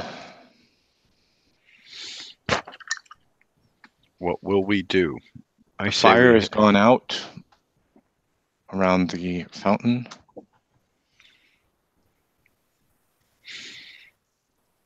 Should we head to the opening to the north there? Okay, let's... Did something fire at us? I'm just trying to remember now. Something did shoot at you, was shooting at you from the towers when you first arrived? Yeah, I meant, but in the courtyard there wasn't like a fireball firing at us. No, but there was a pillar of fire that like manifested itself after that. After the lips at this fountain spoke. That's what it was. And Gib was able to catch a little bit of it. There were flaming lips. There were flaming lips. It's a band, isn't it? Yes. All right. Gib, show us how you return to this plane trapped between that of fire and earth. So, who's carrying Gib? Cindella. Stella. Cindella, and how's he How's he being carried? Like a over your baby in her shoulder, arms. or like a baby? Pretty much over the shoulder. Over his shoulder. Okay. So you start to hear, like, for some weird reason, you start to hear, like, you really get scared at first that Gibbs taking a piss, because you start to hear like liquid come out of somewhere, but you don't feel it. Ground. You don't feel it, and then you realize that there's all this water coming out of Gibbs' mouth and nose, and just not even in necessarily like like he just coughed up some water, like it's like literally coming out. And at that time, you have a smell of like salt water and the oranges. ocean, and anything that and all of a sudden anybody within a few feet start becoming reminiscent of when they were out on the beach or sailing, and almost as if his lungs were now being just finally starting to get air in them. And Gib starts coughs more and not puking, but just actually exhaling like salt water, sputtering seawater. Yeah. And you notice that there's like some like kelp in his hair, crab coming out from behind his ear. And it's like whenever it's like when you jumped into the ocean the wrong way and your nose is all filled up and everything's like there's salt water in the eyes, and that's how Gib looks. He's covered now in this seawater that you can smell. I love Very it. nice. I need to step away to go get Grace. I'll be back in about 20. Okay. We won't kill you. Too dead. Much. Gib, take a luck point. That was very cool. Gib, you are now neutral. You're no longer lawful. Welcome to my world. Which, just to repeat the obvious again, means with my disfavor on, I can still heal you. And would you like to share anything with the party about your experience? So Gib, as soon as Gibbs' like lungs stop exhaling this water, he says he asks, how long have I been gone for? A few weeks. Hammy looks at him and goes, "You got shit timing, pal." It's been about 10 minutes. It's been hours, maybe even days for me. It better a bit. That's all I can say. Hey, there's something different about him. And he explains that in his haste and worry and panic about seeing what he thought was 7 of those four-legged female creatures that almost whipped our butts. Yeah, they were going to kill us. That's why we had to leave. And he was just barely able to see him rationalized for maybe good or for bad. Doesn't know now that for neither, really. That the best thing to do would be to eat one of these fruits, and thereupon he somehow was transported to another plane to a place of where he met another goddess that he gave himself to in exchange for being returned and maybe even slightly more powerful to help out the group. Hammy's going to give you the side eye. He doesn't believe you. And you now see that he looks even a little bit healthier, like he could actually take a hit or two, because in fact he is now another level up. Oh, sweet! You're level 7? Yes. Oh, new spells. Well done. And I think you had told me that you wanted to create a spell, correct? So some of this stuff we had done as a whispered chat in the Roll20 interface. Why don't you... What level spell are you going to learn? He'll shoot for a level 2. Let's just go for level 2. Oh, okay. Only level 2, eh? I say you can pick up a level 4 spell, I think, if you want it. Really? Okay, let's see. Can we verify that? Do you have your rule book? 7 or 8 that you get that access. I keep on forgetting which page that's on. I can look it up. It's at the very beginning. Oh, it's on intelligence, right? Well, pretty much, yeah. Cleric spells. Oh, here it is. What is your intelligence? 17, isn't it? No, it's 16. You can learn up to level 5. Oh wow. He'll go for a level 5. Sure, what the heck? All right. And you can have a maximum of, you have a total of, Before this, I had 2 extra slots, and I don't know what I'd have now. well, now you have 3 extra slots. So you're going to fill one of them with the, Yeah. oh, pardon me. And it's only level 4. You can go to level Oh, 4 right now at okay. your level. You have to get to level 9 or 10 to get level 5s. Okay, level 4s. That's Still, there's only, what, 6 there? No, there's about 10, but yeah. Okay, so you're going to roll for a level 4 spell. Why don't you give me a I only see 6. 6? a D6. Mm-hmm. There's 6 level 5 spells. There's 5 level 5 spells. Oh, I'm just going by the chart. that could be true. I This forgot is that I level had 4. time. Is polymorph. This is level 4, right? Right. Right. Yeah. So that would be polymorph, page 243. All right. And If you're just going straight down, then, you know. Sure. now I need you to 2, 3, roll 4. before you get into that spell, Mike. And I'm gonna Mhm. sorry, Gib. I'm gonna need you to write it down on your character sheet and keep careful notes about the Yeah. effects and So we're gonna roll the negative or positive effect for summoning it, right? That's not negative. the It's learning, just the side effect for Yeah, the side Yes. effect, right? the and that's gonna manifestation. be Oh, I would like to point. I would like to say that open. I think if there's any corruption, you should be able to kind of fine tune it a little. Come on. All right, let's see. What is this? Manifestation's a D4. Hang on, but before we get there, Mm. let's roll a D60, please. A D60. 1D60.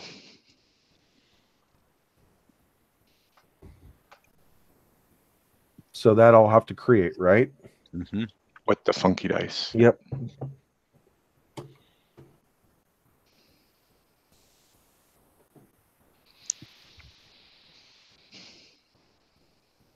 This is pretty cool. 2. Did I just roll a 2 on a D60? Yes, you did. Roll it again, please. That's the preferred pronoun one that I don't want to deal with. Okay. So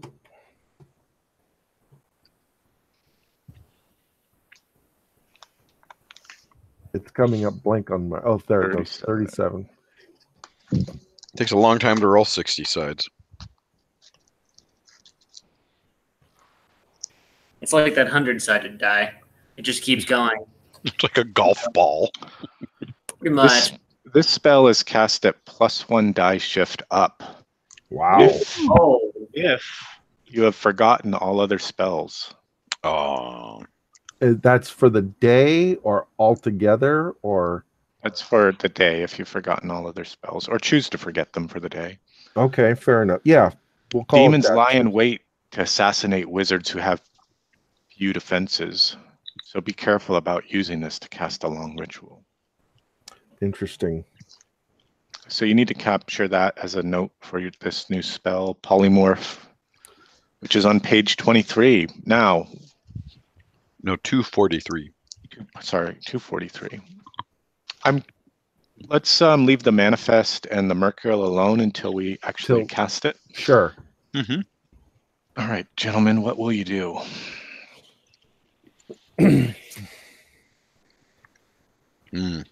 Let's head towards the gates. So is Gibb still holding the fruit that he bit, and does he remember what happened with that fruit? You do remember biting it, but it had fallen from your hands when you collapsed, and it's no longer on your person. No, I'm sorry. Hammy kicked it away. Foul thing. Wait, he thought you were poisoned. He thought you were poisoned. What What? the hell is he doing? A mushroom. I could almost understand it. I think you guys are heading to the north, aren't you? That was what I was suggesting. Okay. Sure. So as you make your way to the north there, to the east of you, you see those maids at the fountain, again, collecting water, bantering amongst themselves. Syndela keeps a firm grip on Horace. As you arrive at the gates, you can peer through and you can see a lush garden to the north of you. The gate itself is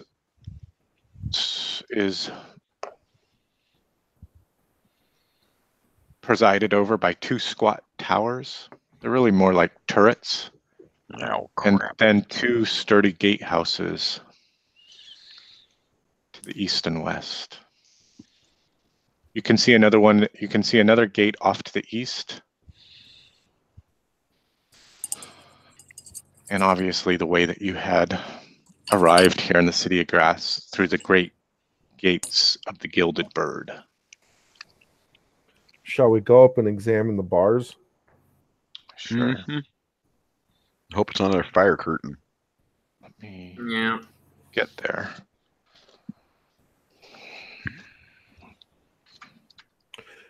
And as is the ground, is the floor below us here clear as well, or is it? It's not. It's white marble. It's white marble. And the marble that he's just about ready to step onto, is it a different color?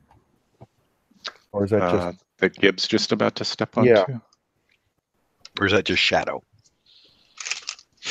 Oh, that's in the shadow of the gate there. Got it. You could be able to see through to the north between those bars a little bit to kind of get a sense of what's there. Yeah. So what do the bars look like? I'm about to get there for you. Oh, okay.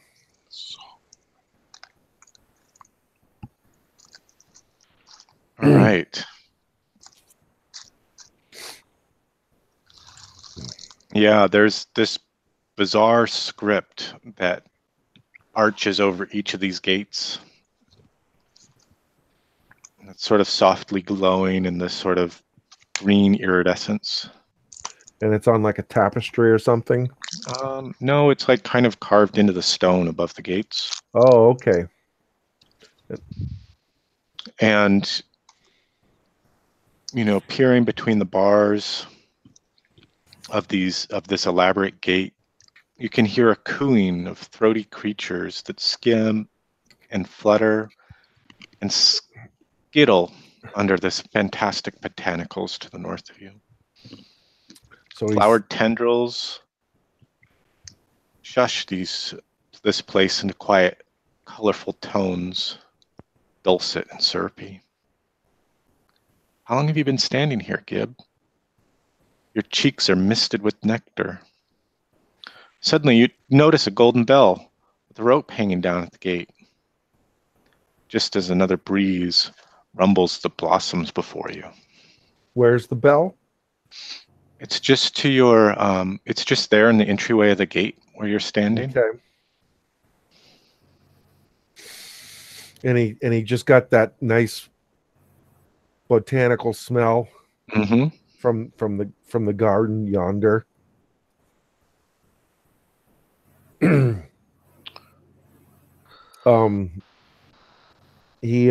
He calls for everybody to come over to show him the bell. Wondering if do we dare ring it to see who answers, or do we not want to see who answers? Oh, we're gonna ring it. Amy's like, we're ringing that thing. Yeah. It's not a, it's like this large. I don't know if you guys could see what I'm showing you on the video, but you know, it's about the size of a beach ball, I guess you could say, a small beach ball. Okay, so it's relatively large. It's not small. It's not like a handbell. Is So there it's sort of anything to hit it with? suspended by a braided red silk rope. Sort of suspends this bell, and you know, inside the bell, there's more of this braided silk, this braided red silk, and a clacker, a clanger. Mm-hmm. With the dong, right? The dinger. The dinger. So Gibbs going to attempt to see if he could recognize any of the. I don't believe you've been able to actually read anything yet here in this place, have you, Gib? No, You've but been he able was to understand the some language. of them. Yeah. All right. Well, sure. Give me an intelligence check. DC 15. Oh, wrong one. Mm-hmm.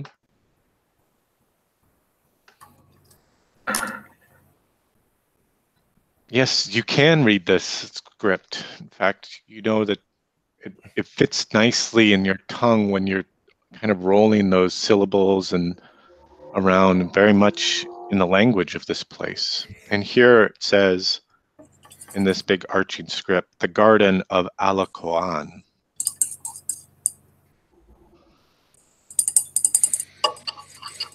Well, guys, shall we ring the bell?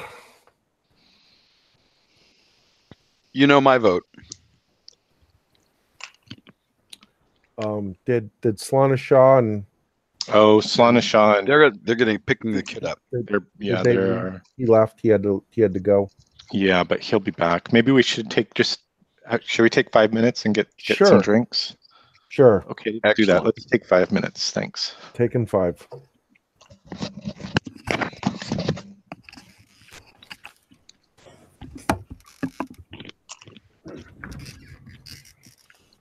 How's the homework, Ethan? It's done. Excellent.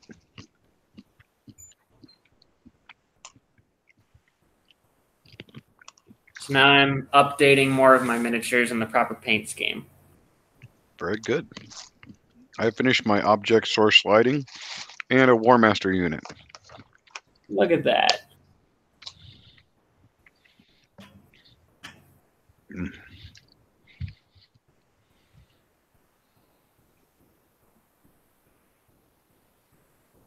Oh man, oh man. I meant to ask, how do you like your new place? It's a lot of fun.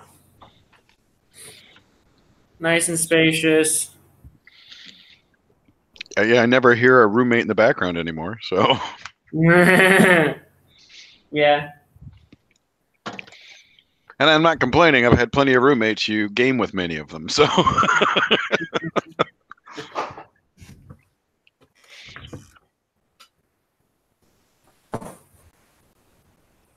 Yeah.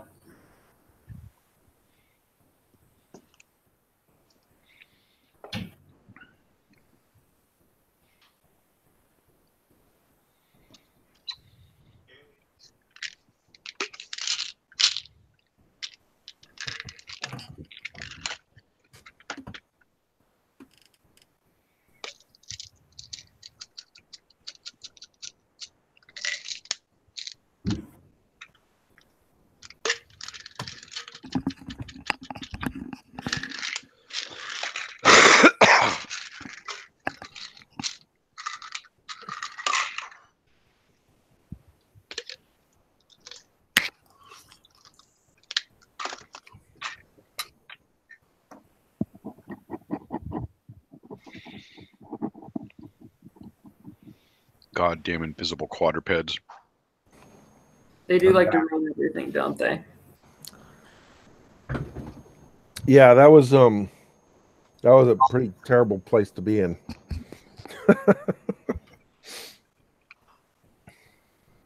Gib was afraid of that for sure.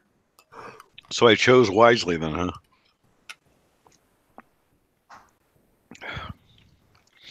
Yeah, I didn't see a way out of that. I mean, if they actually attacked, the only thing I could do is try word of command.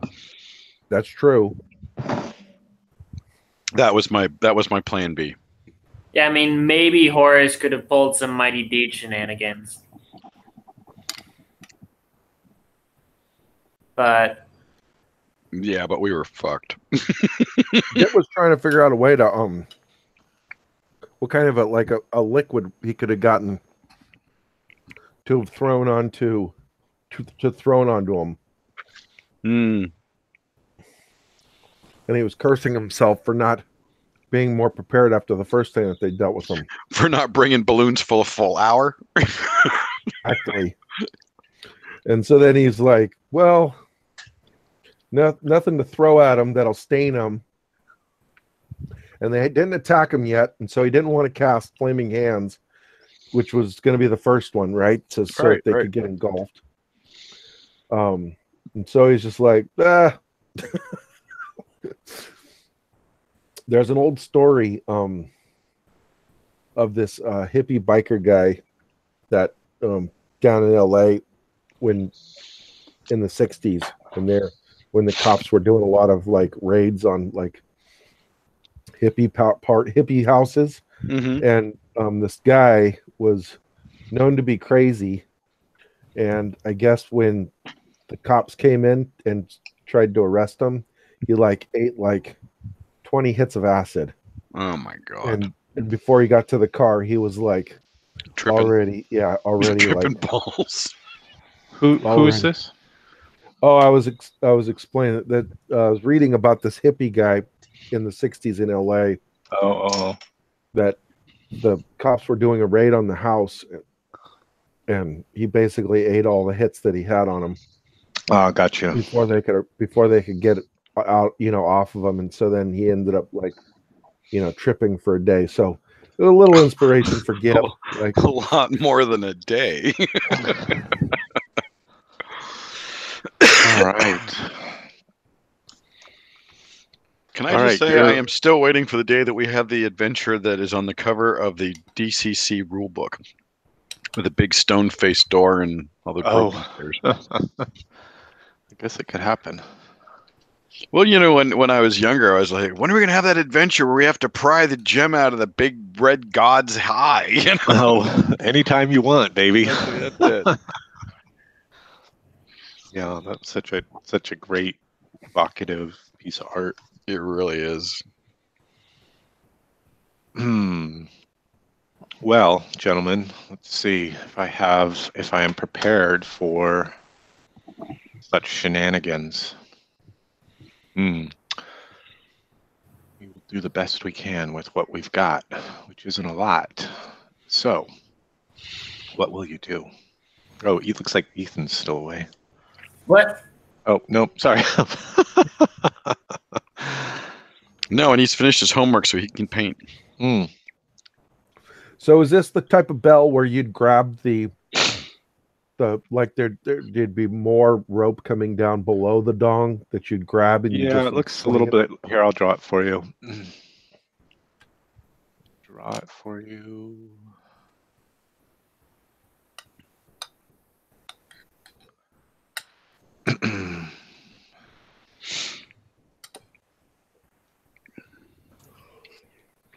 And here's the big rope that's suspending the bell. Mm-hmm. And then from out of the bell is, more of this braided red. That's tied to the clapper, though. Mm-hmm. And then there's a clapper inside here. Yeah, so it's up to ring. Yeah. Yep. Just like that. Ring my bell. Ring my bell. Gibble, go ahead and give it a swing. All right. If anything goes wrong, we're blaming Nils. I have a handout for you. Ooh. Should have a handout for you.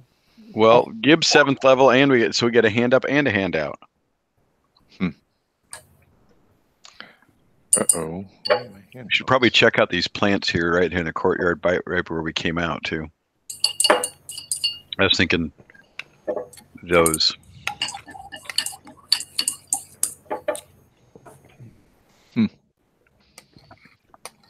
Interesting. That's not good when you say that, Aaron. You know that, right? We never take that as a positive sign. Right. Let's see what we got here.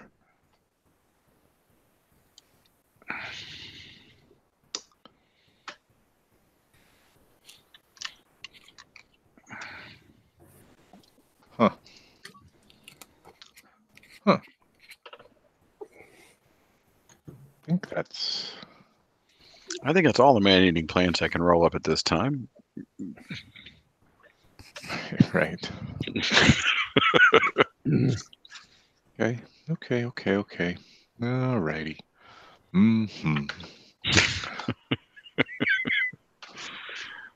Add a handout for this is what I want to give them, I think. God damn it.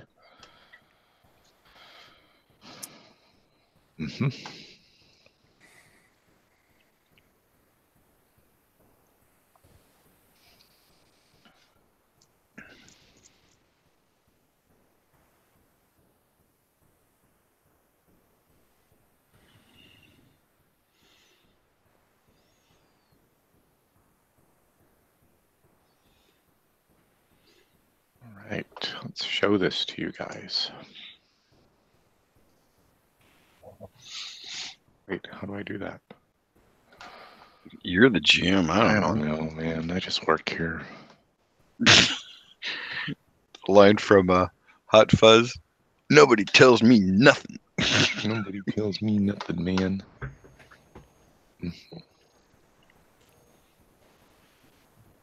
Go.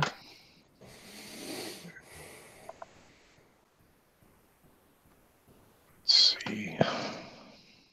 So that's kind of some motif for you about the garden that you can see as you're kind of looking into this beyond the gates. And from then there's a great rustling as a creature that looks like a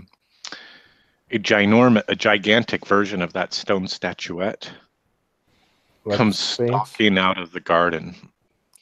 or a lynx. It's almost like a goat sphinx. Oh, we left our mechanical camels behind. We did. We would have looked more official. In our barrel. We left the beer behind as well. Yep. It was the only way to stay alive. That's what they were mad about, was the beer. Who wouldn't be? So this creature approaches the gates and sets down on her haunches and regards you quizzically and says, "What do you seek?" Our way Why home. have you come? We seek a way home. Gib takes She a big nods bow. to the gates. Your home is not here, priestess of Ildevar.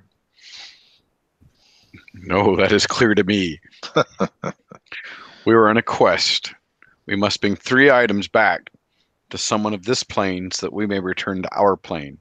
That is all we know. She looks down at you and she sort of crouches down low and blows air through these big cat-like nostrils. You bear 3 items collected here from my city.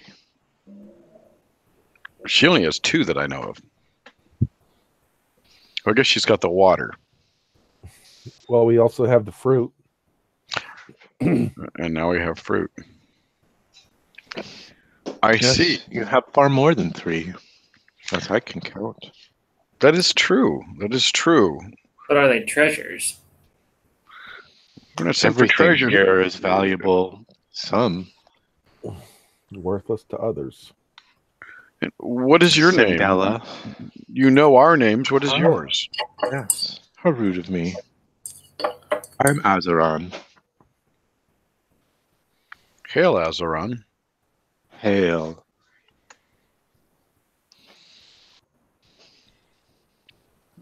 So, it seems as though the ruler of this place is gone. It seems that things are not as they should be. This is true. The city has fallen into a deep slumber. None walk these plains except for those with malicious intent. And she snarls back her teeth. And those who have lost their way. I suppose that could be true. We would bring you no harm. We would bring you no fight. I mean, like I said, I've been drawn to two things so far that made me feel that they were what I sought. That is why we're wandering around, just trying to find anything that makes me feel that way again, and gives me that same belief that that is what I need to bring back to Al. We've been told things by those who sent us here, and I don't know how many I truly believe, but this is the quest we've taken. We sought to enter your garden. Perhaps something was there, and it's such a beautiful garden that it would bring me peace just to be among the plants. And the smell of the pollen and the sound of the birds brings me great joy and peace to my heart. And if that is all you can share with me, I thank you for that. Well, should you wish to enter my garden without me devouring you first, that would be must preferable. Answer my riddle. Oh, crap, it's a sphinx. You are my prisoner. If you tell a lie, I will hang you. If you tell the truth, I will slit your throat. What can you say to save yourself? A prisoner. If I lie, you will hang me. If I tell the truth... Could you repeat that? I'm your prisoner. I'll type it into the chat for you. Excellent. She willingly repeats it to you a few times. Though you can tell that the only way that you could pass into the garden without trying to defeat this creature would be to answer this riddle. And then there's also the challenge of the gate itself. The bars of the gates themselves. Yeah. It's like a large portcullis. And it's closed. And it is down. Yeah. I was really hoping that ringing the bell would just open it. That was my, There you go. All right, see you later. I'm like 90% sure I know this riddle. What's your theory? Oh, I need to see it and hear it again. Oh, gotcha.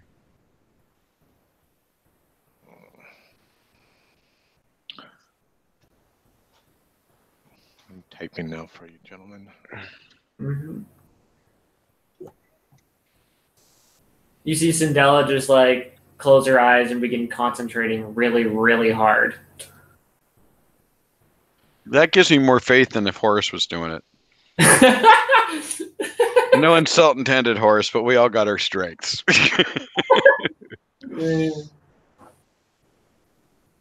So true. Well, it's not specified how the hanging is. Yeah, but it's a riddle, so it's going to be it's not going to be specific. It's general.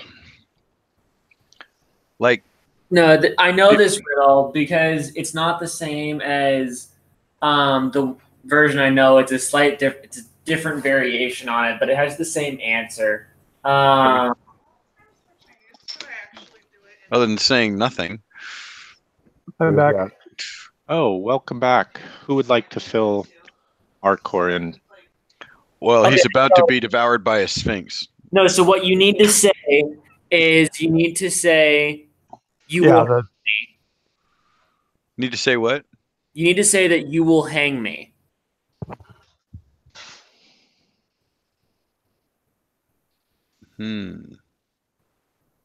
Let's see here. So it's kind of like Norman. That's like Norman. Arcor, do you want me to catch you up about where we are? Sure. Okay.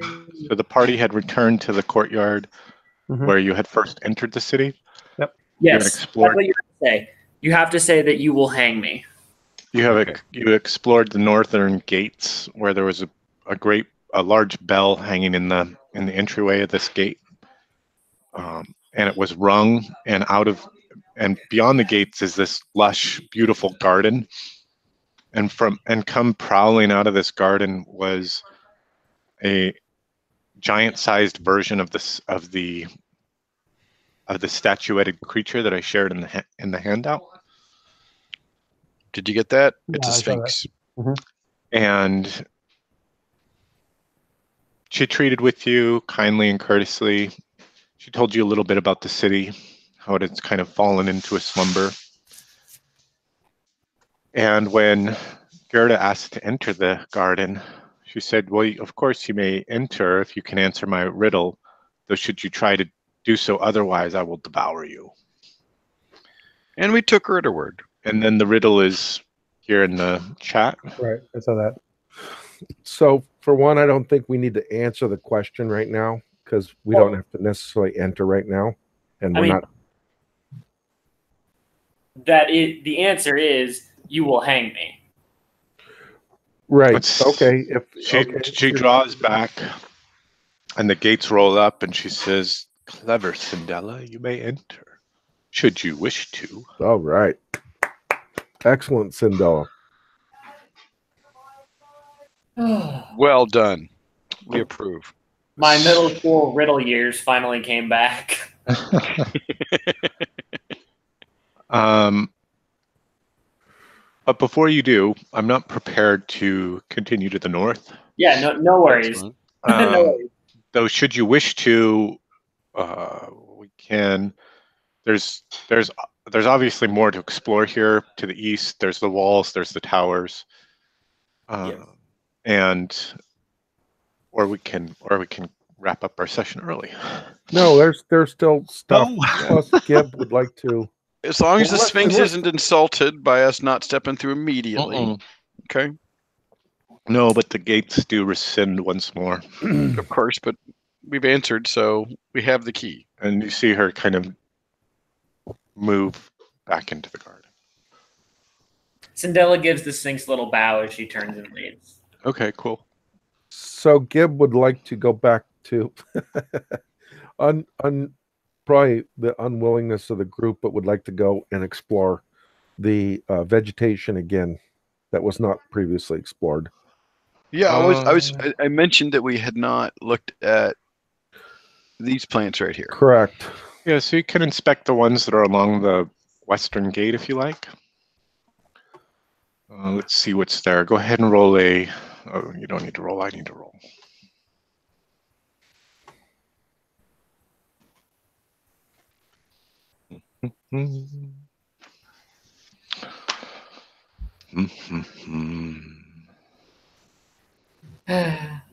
Oh dear. Prisoner's dilemma.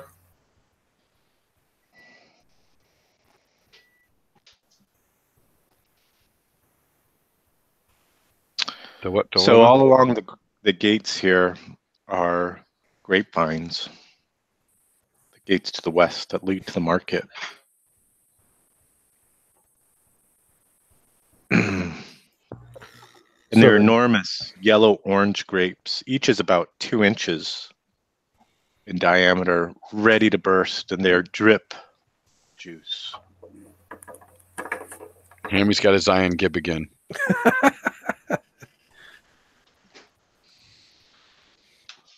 They do radiate magic.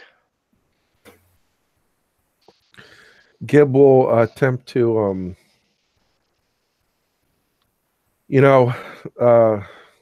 try to ascertain what it is. Give a good smell. All right, give me a DC 15 intelligence. Oh my goodness.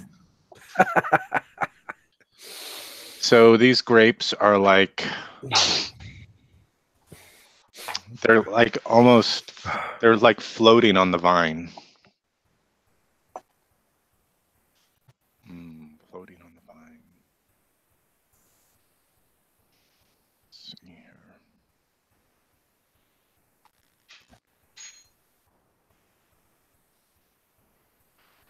What will you do? I can barely hear you. Can you say that again? Yeah, you can see these grapes are just floating on the vine. Ah, interesting. So he'll again take his knife out and wonder if there's any weight to him, and he'll try to ascertain if the grapes like are kind of pulling up on the vines Oh, or they have absolutely no weight whatsoever. no weight. Oh, I wonder if we can eat them and float. So Gib will pick one off, So as but still holding on to it pretty good. Ericor was ready for this. With his long spear, he's going to try to stab the grape and take it out of Gibbs' hand. Oh my gosh. Okay. Make a luck check, Ericor.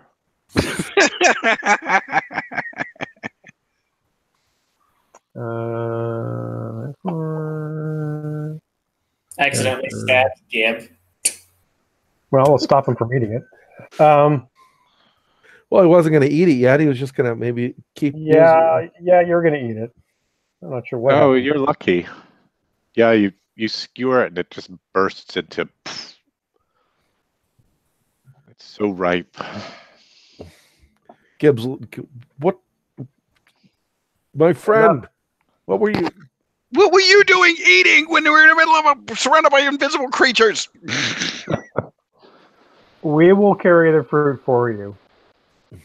Cindella will go up to the splattered pieces of fruit and like put one of her fingers in a little bit of the juice and like put it on the tip of her tongue and lick the little bit of it. It's sweet. It's sweet. Okay. Go ahead.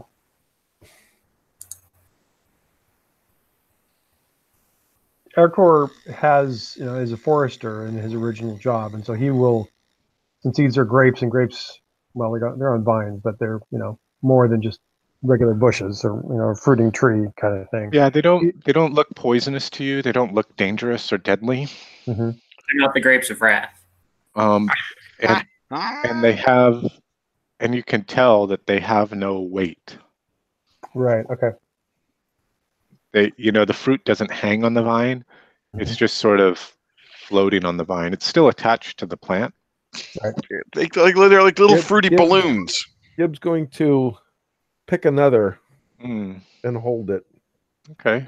It has no weight in your hand. It's a luscious golden But it grape. doesn't float. It doesn't float away. Are you going to drop it or? Well, he'll let it like sit in the palm of his hand to see if it goes up or goes down, or if It has no weight in your palm. It's just resting there. So he'll lightly toss it. Okay, you toss it away from you, I guess. It sounds like, and it just sort of tumbles away. It stays about the height that you tossed it, maybe head height. Okay. Yeah, it was a very, very light toss. Almost like when you're, It's cooking. very, very light fruit, apparently. Now it's floating. So he'll re-grab it and then very carefully like hold still and then let go to see if it drops or moves or goes anywhere.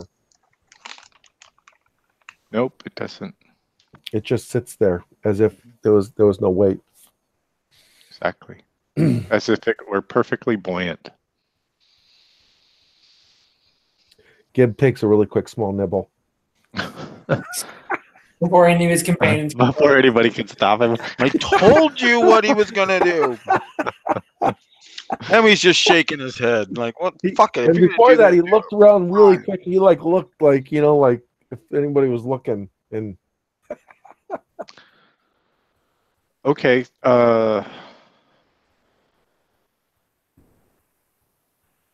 So trying to take a nibble of the thing you eat, you devour it all, right? I mean, it's like you try to take a bite of it, but it's a grape, Yeah, can't. It's like one potato chip. Can't stop eating. It's like one grape. I mean, who can just eat one grape?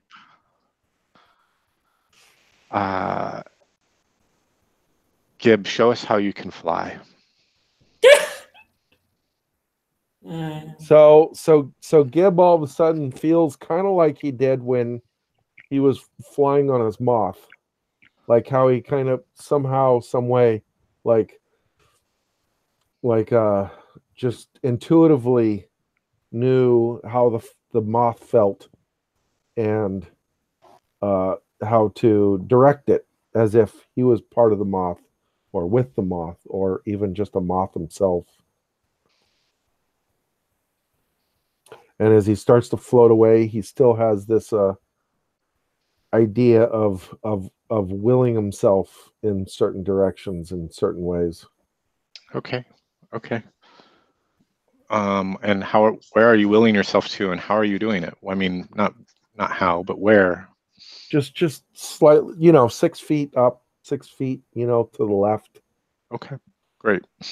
What are the rest of you doing? And then he looks at Arcor. Uh-huh. And you doubted me. Make a luck check, Gib.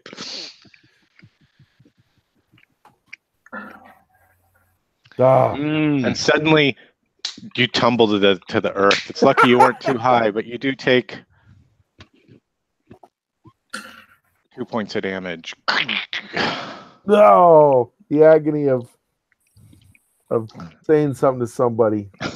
Hammy's gonna walk over as he's laying there and go, "And we still doubt you." Why? Why do we always doubt you? The 2 points of damage wasn't the fall damage; it was the pride. It was the pride damage. Yeah, pride cometh before the fall. Pride goeth before the fall. I don't remember which way it is. I think that's right. Pride goeth before the fall. I've heard both. Literally. Yeah. All right, gentlemen, what will you do? So he's gonna pick a few. How many? How many are to be picked? He'll pick. There are dozens and dozens. Well, they can't count as encumbrance, so just take a nice big. They are fragile. It started as a few, and then became a bunch, So and then became all of them. So Gib will actually eat 2 this time and see if, but staying, and try to float around for to try to count how many seconds he's. It doesn't last very long. It lasts a few minutes. Oh. It's hard. Yeah, but make a luck check.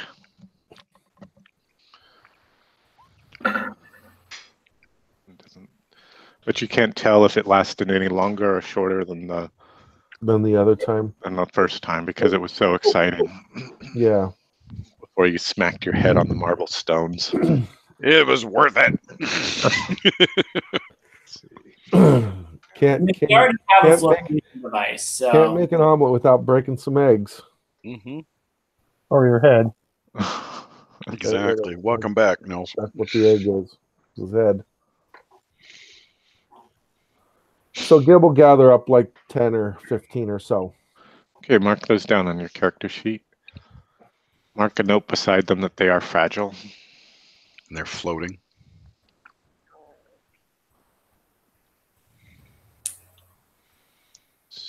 But again, the good news is they don't count towards encumbrance.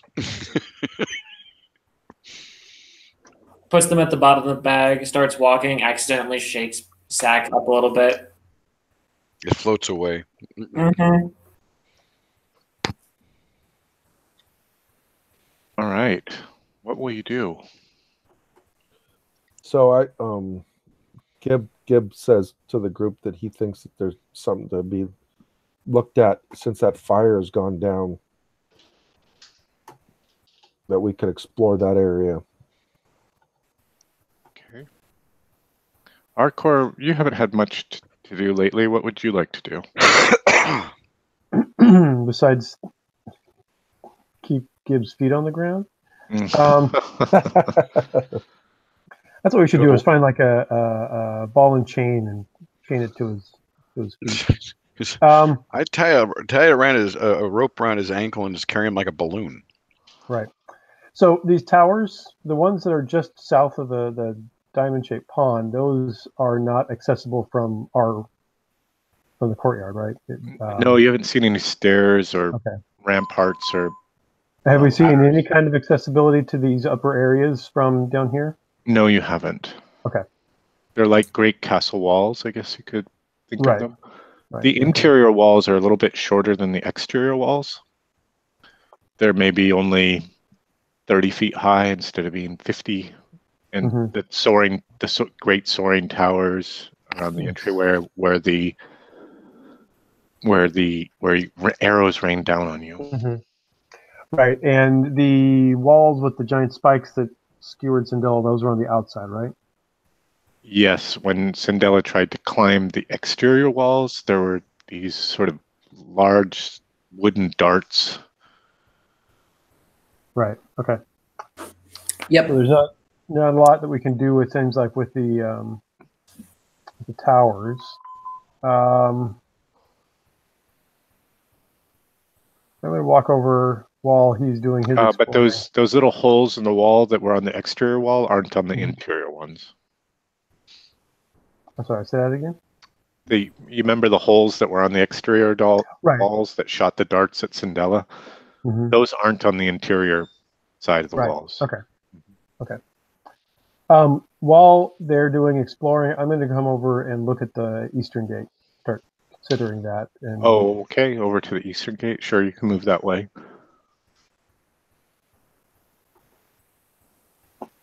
Still a big black wall. What's it look like? You should be able to see through the gate to the east. Nope. I just see a big. Oh, pardon me. Let me see if I can't fix that for you. There's a gate to the east? Yeah. Unless what's to the east is just black. Okay, that was a strange sound. My fault, guys. Sorry. I guess a potential option is we could scale the wall. Got it. Right now. Yep. Or lots of grapes.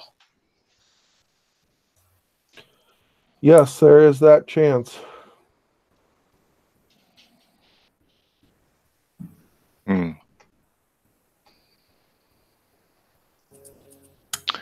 Yeah, now you should be able to see to the east. Is it an interior space? Is that furniture we can see there? It's another exterior space, and there's a short bridge that leads over another lava pool, but it's far beneath you. Where are you talking there are a few pillars, a few short pillars on the far side, and it looks like maybe some sort of compound. And let me give you a description of the gate where you now stand.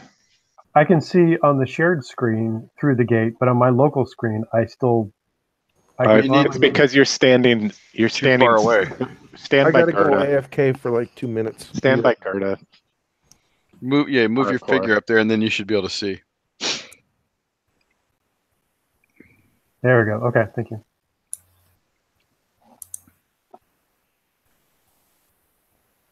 Sorry, I just had to fix something with my GM-ness. By the way, these plants, are they in planters? Are they in containers? Or is there soil? They're like wild plants. Yes, sometimes they're like in the case of the citrus tree that was growing out of the pillar.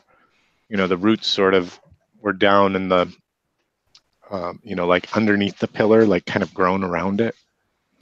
The vines are sort of growing up along the walls there. They've sort of tapped through the marble floors. Okay, there's earth. There's some sort of, there's clinging to sustenance in some way. Okay, well, and I would like in this area, because there's plant and there's water and everything right here, right? Before we go and try to get through there, I would like to take one of my acorns out of my stash. Oh, okay, interesting. And I would like to press it in there, saying prayers to the goddess to bring balance in nature, and maybe end whatever's causing this problem here, but to bring a touch of the goddess to this place even. Okay. Well, maybe in 100 years. Well, who knows? But who knows how time passes here? I don't know. That's very astute of you, Gerda. Okay, so these two arches that create the gate at these two squat towers are carved with whipped and enslaved demons. Each gate is blocked by 5 portcullis bars of what appear to be pure gold. The air is extremely chilly, and the view beyond is shockingly drifted with snow.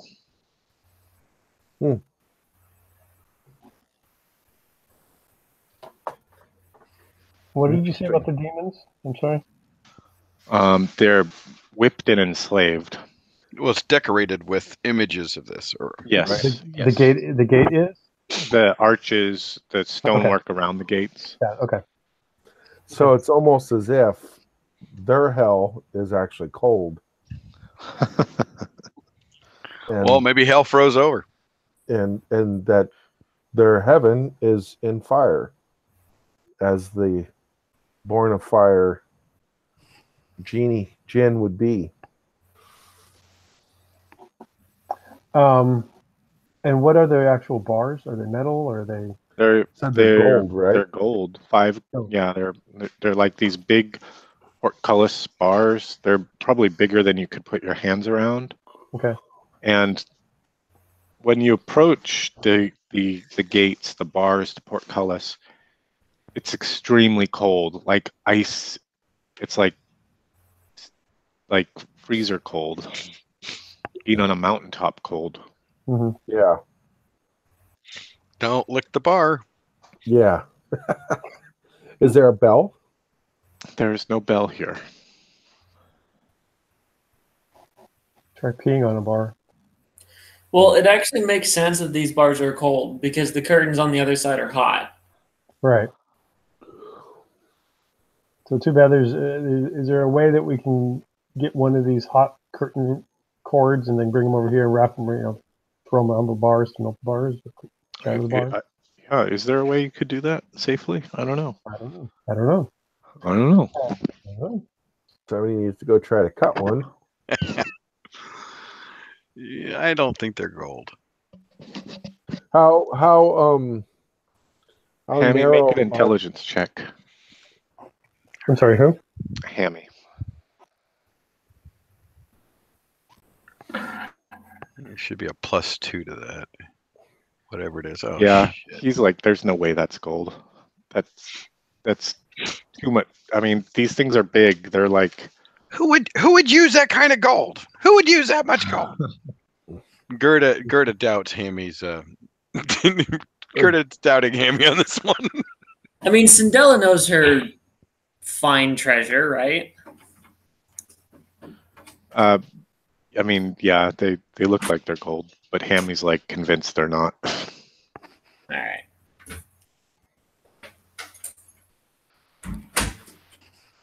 All right, guys, what will you do? I will point out that Hammy's convinced of a lot of weird stuff. How close are the pillars together? The bars? Yes. There's a gap of about 6 inches between each. Maybe enough to reach an arm through. You want to put your arm in the hole? No, I'm not doing that. Gibbs going to take out his dagger and actually touch the dagger to one of them. Oh. Okay. Try to get an idea of the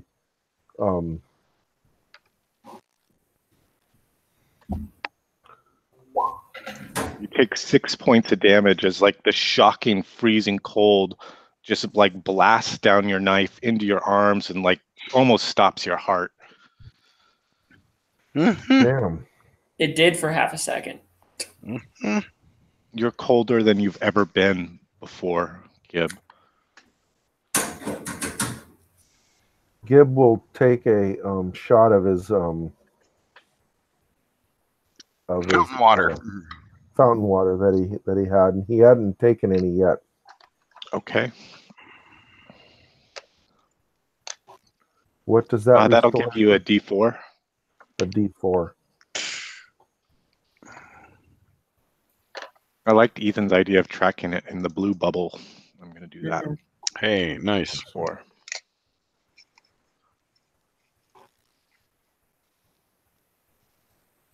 All right, what will you do? Not touch the bars. Yes. Yeah. We're going to figure out how to open this thing. Well, we don't have But to. I mean, just the we've got bars someplace else that are we can go. cold. It's that area that's actually the cold thing. Right. How closely spaced together are these bars? 6 inches. 6 inches. Too small for a halfling to get through, but just big enough for you to put your arm through. And have it snap off. Yeah, frozen solid. Yeah. So Gibbs gonna go look at this water.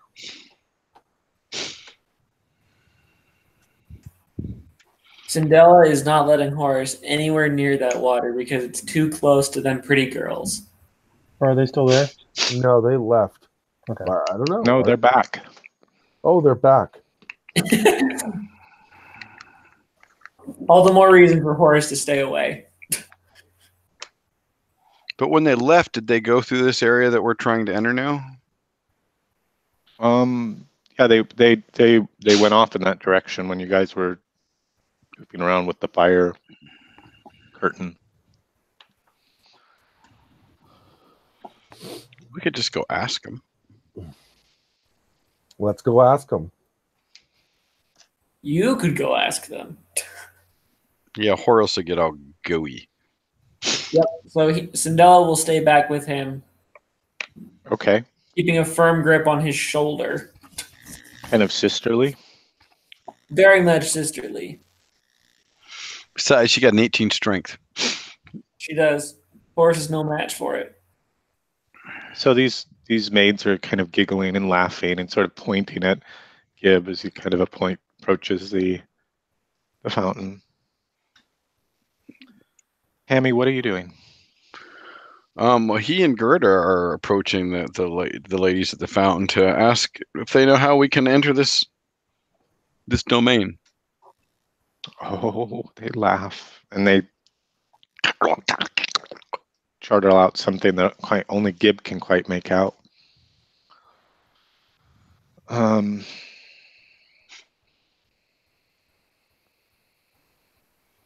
They say, "Oh, that place is not for you, mortal ones." That's what Gib hears. Uh-oh. Uh-oh.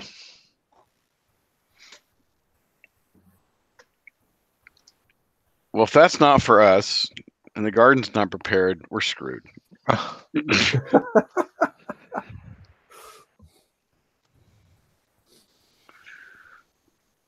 Well, Gib.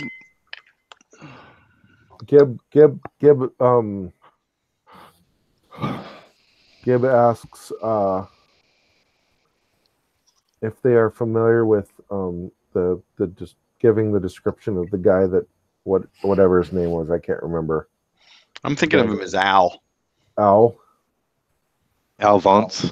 Alvance, that was it. No, they shake their heads. No. In fact, you're the first visitors we've seen arrived here in this place. He claimed that he could not enter the city, which seems dubious to me. But I'm being honest with everybody. I'm just look. This is what we're here for. Sure. We don't want to mess with anybody. We don't want to destroy anything. Oh yeah, absolutely. Yeah. This is what we're looking for.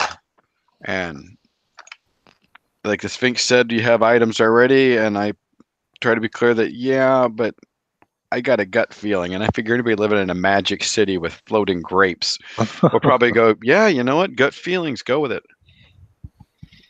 I got a bad feeling about this feeling. A bad feeling about this mission. You always say you got a bad feeling about this mission.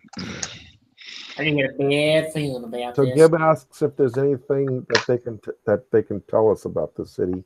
That's interesting. They just giggle and laugh, and they walk away to the north. Flirts. Is this water the same blue as the water in the other fountain? Yes. Oh, aren't they delicious? Oh, Horace is screwed. Just reminds me of the important lesson we all learned from Jungle Book. Stay away from them little britches. They ain't nothing but trouble. Great woogly woogly. Gib takes a taste of the water. Is he able to get to it, or is this barrier in the way? Or Yeah, it's like a big marble. It's a big marble fountain, big marble pool. You could lean over it, take a sip of it. It gives you a D4 hit points back.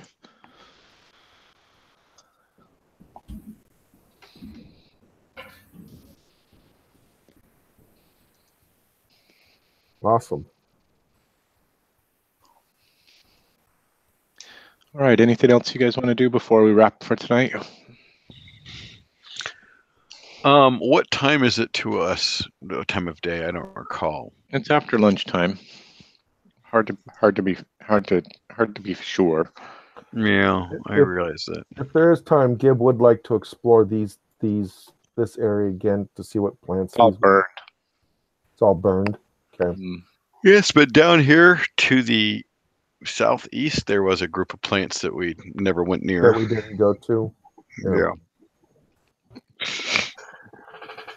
Another option is always that we can scale the wall. Yep. Especially with some grapes. Well, and it's important that those ones by the fountain are all burnt, because that means that my little acorn has much better chance and nothing to compete against. Oh, is that where you planted them? Yes, it is. Oh, got it. Plus it's right. It's in the center of the courtyard. It's got a source of water. If there is such thing as sunlight, it's hitting there. Do you want to make a drawing on the map about where it is? Hell yes. Awesome. I'll draw a little tree. That'd be great.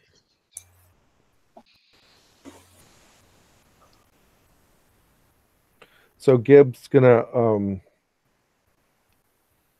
ask the priestess and the gnome to see if they want to go check out these down here with them. Gnome. Next time you're unconscious, I'm kicking you in the teeth. Gnome. Yes, of course, we'll go help you out. Okay, so you're kind of moving in that direction, and you remember this is where arrows rain down on you? Mm-hmm. Yes, and then we said we're here in peace, and they resigned. I think there was wasn't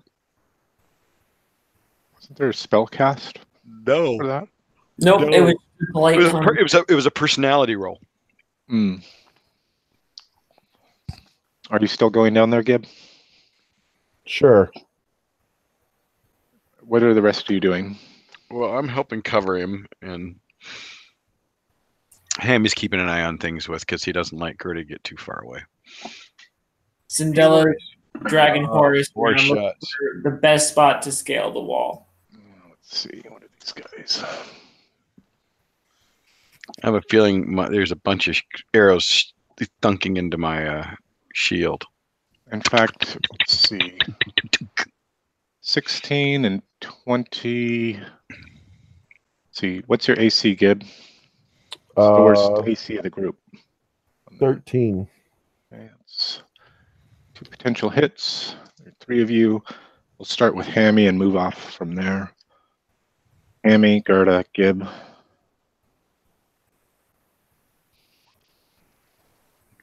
Funky dice. Funky. One hits Hammy for 22 and one hits Gib for a 16. And these are not arrows, but bolts of energy falling down from winging themselves from the towers. We're not liking that. Okay, we're gonna retreat. Is Gib still alive? Yes. How many points did I take? I'm about to tell you. I'm sorry. Okay. Oh, I thought that was what the 22 and the 16 was. Oh, that no. was the Those 2 hits. hit rolls. Oh, that was the hit rolls. I was gonna say, how can Gib be alive after Hammy 16 took. Hammy takes 4. Gib takes 4, and another volley falls, wings its way down at you guys as you're just trying to make your way out of the killing ground. Nobody nice in this town. No wonder they don't get visitors.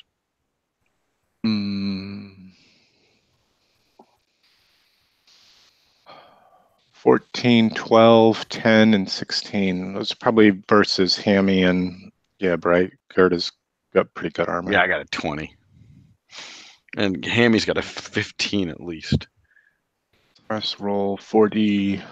Yeah, 15 on Hammy. My AC stays the same when I level up, right?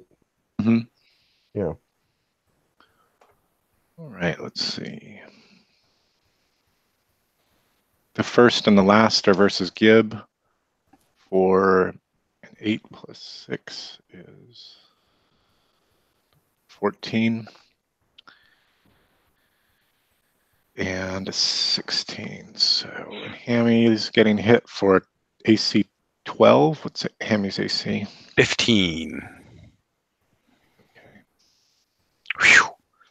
Gib, you take 11 Ouch. points. Not even funny. You guys make it out of the killing zone, killing ground from those towers. Must be some very popular plants. That's all I have to say. Exactly. Holy bejesus. All right. So Gib goes to the fountain or to the pool and drinks again for whatever you said. Get 1 hit point back. Get 1 hit point. It's the Well, same thankfully- water. It's the Thankfully, exact same water. he just leveled up, or he'd have been dead. Yeah, thankfully. So, this is still the same day where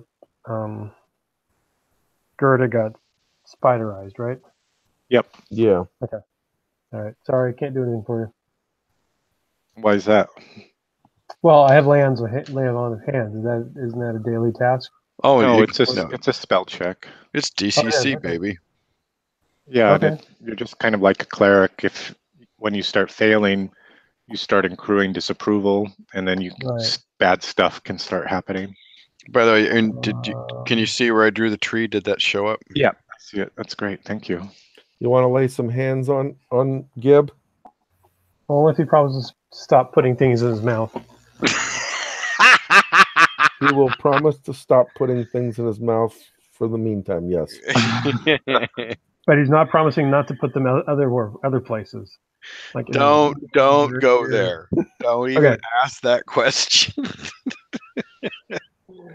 Classified as the knowledge man was not meant to know. Exactly. Okay, so the benefit though is that Ericourt is neutral, and you are now neutral, if I believe correctly. Yes, he is. Where are you guys exactly? I think we're probably back in this area roughly. Can you want to put out your models where they are? Are you kind of back over by the frozen gate? Yeah. Yeah. Hammy over there with you?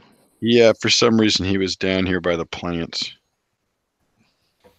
Yeah, Horace and Sindel have been scoping the walls for good climbing spots. Okay, I'll just put the party down by the gate.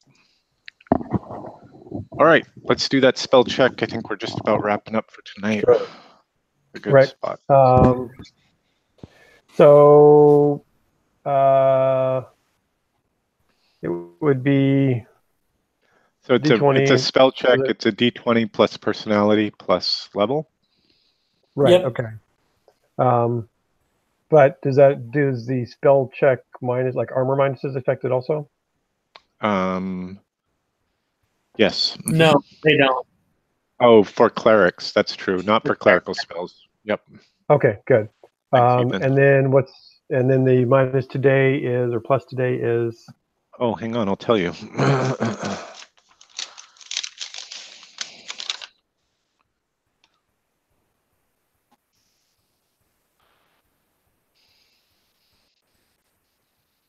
Let's see, I'm getting there.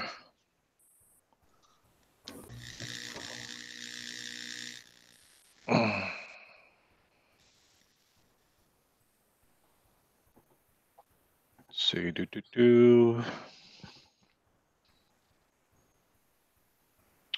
It is a +2. Oh, interesting. There we go. 21. 4 dice. 4d4, correct? Mhm. Since I'm a wizard. Yep. Better picture. Wow. Feeling pretty good. 11. Not too bad. I'm down. So I'm down only 3 points. So you don't need to do it again unless you want to. But no, I was just going to kick you. Yeah, Take that's a fine. D3. Stop wandering off and eating things. We'll do that, sir, for a few minutes. Yeah. Ooh, shiny. Okay. So Aircore will look him in the face and poke him in the chest and say, "You do something like that again, and I'm going to chain you to Solana Shah." What Okay. does Solana Shaw look like again? She cute?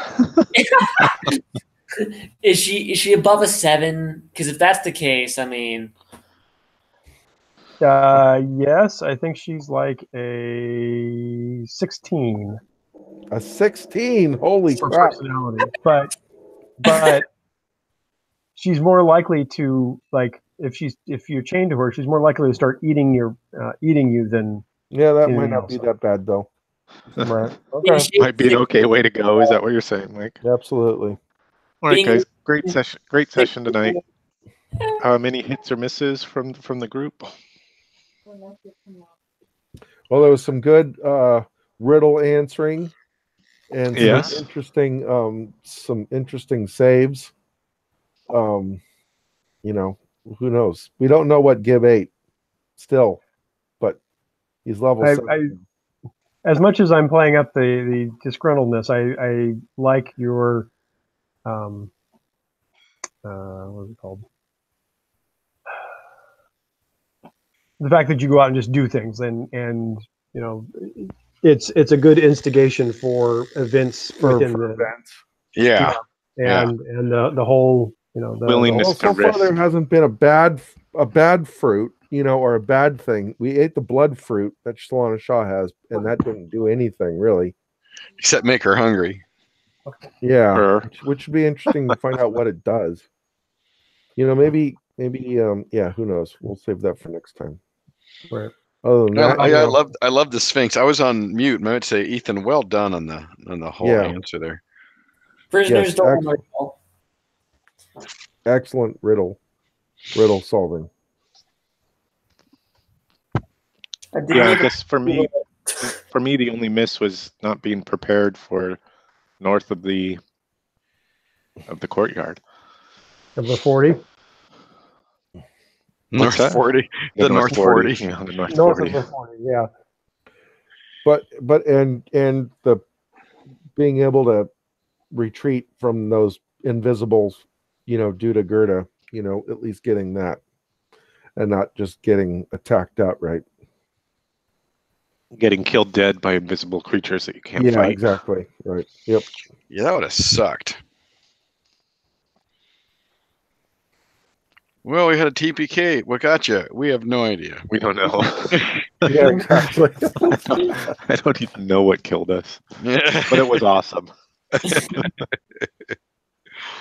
All right, guys. Well, thanks for the session tonight. I'm No, wiped thank you, out. man. Looking forward to next week. I'll Yep. catch up with you then. All right. Okay, Man. take it easy. Yeah. Good night, all. Good night.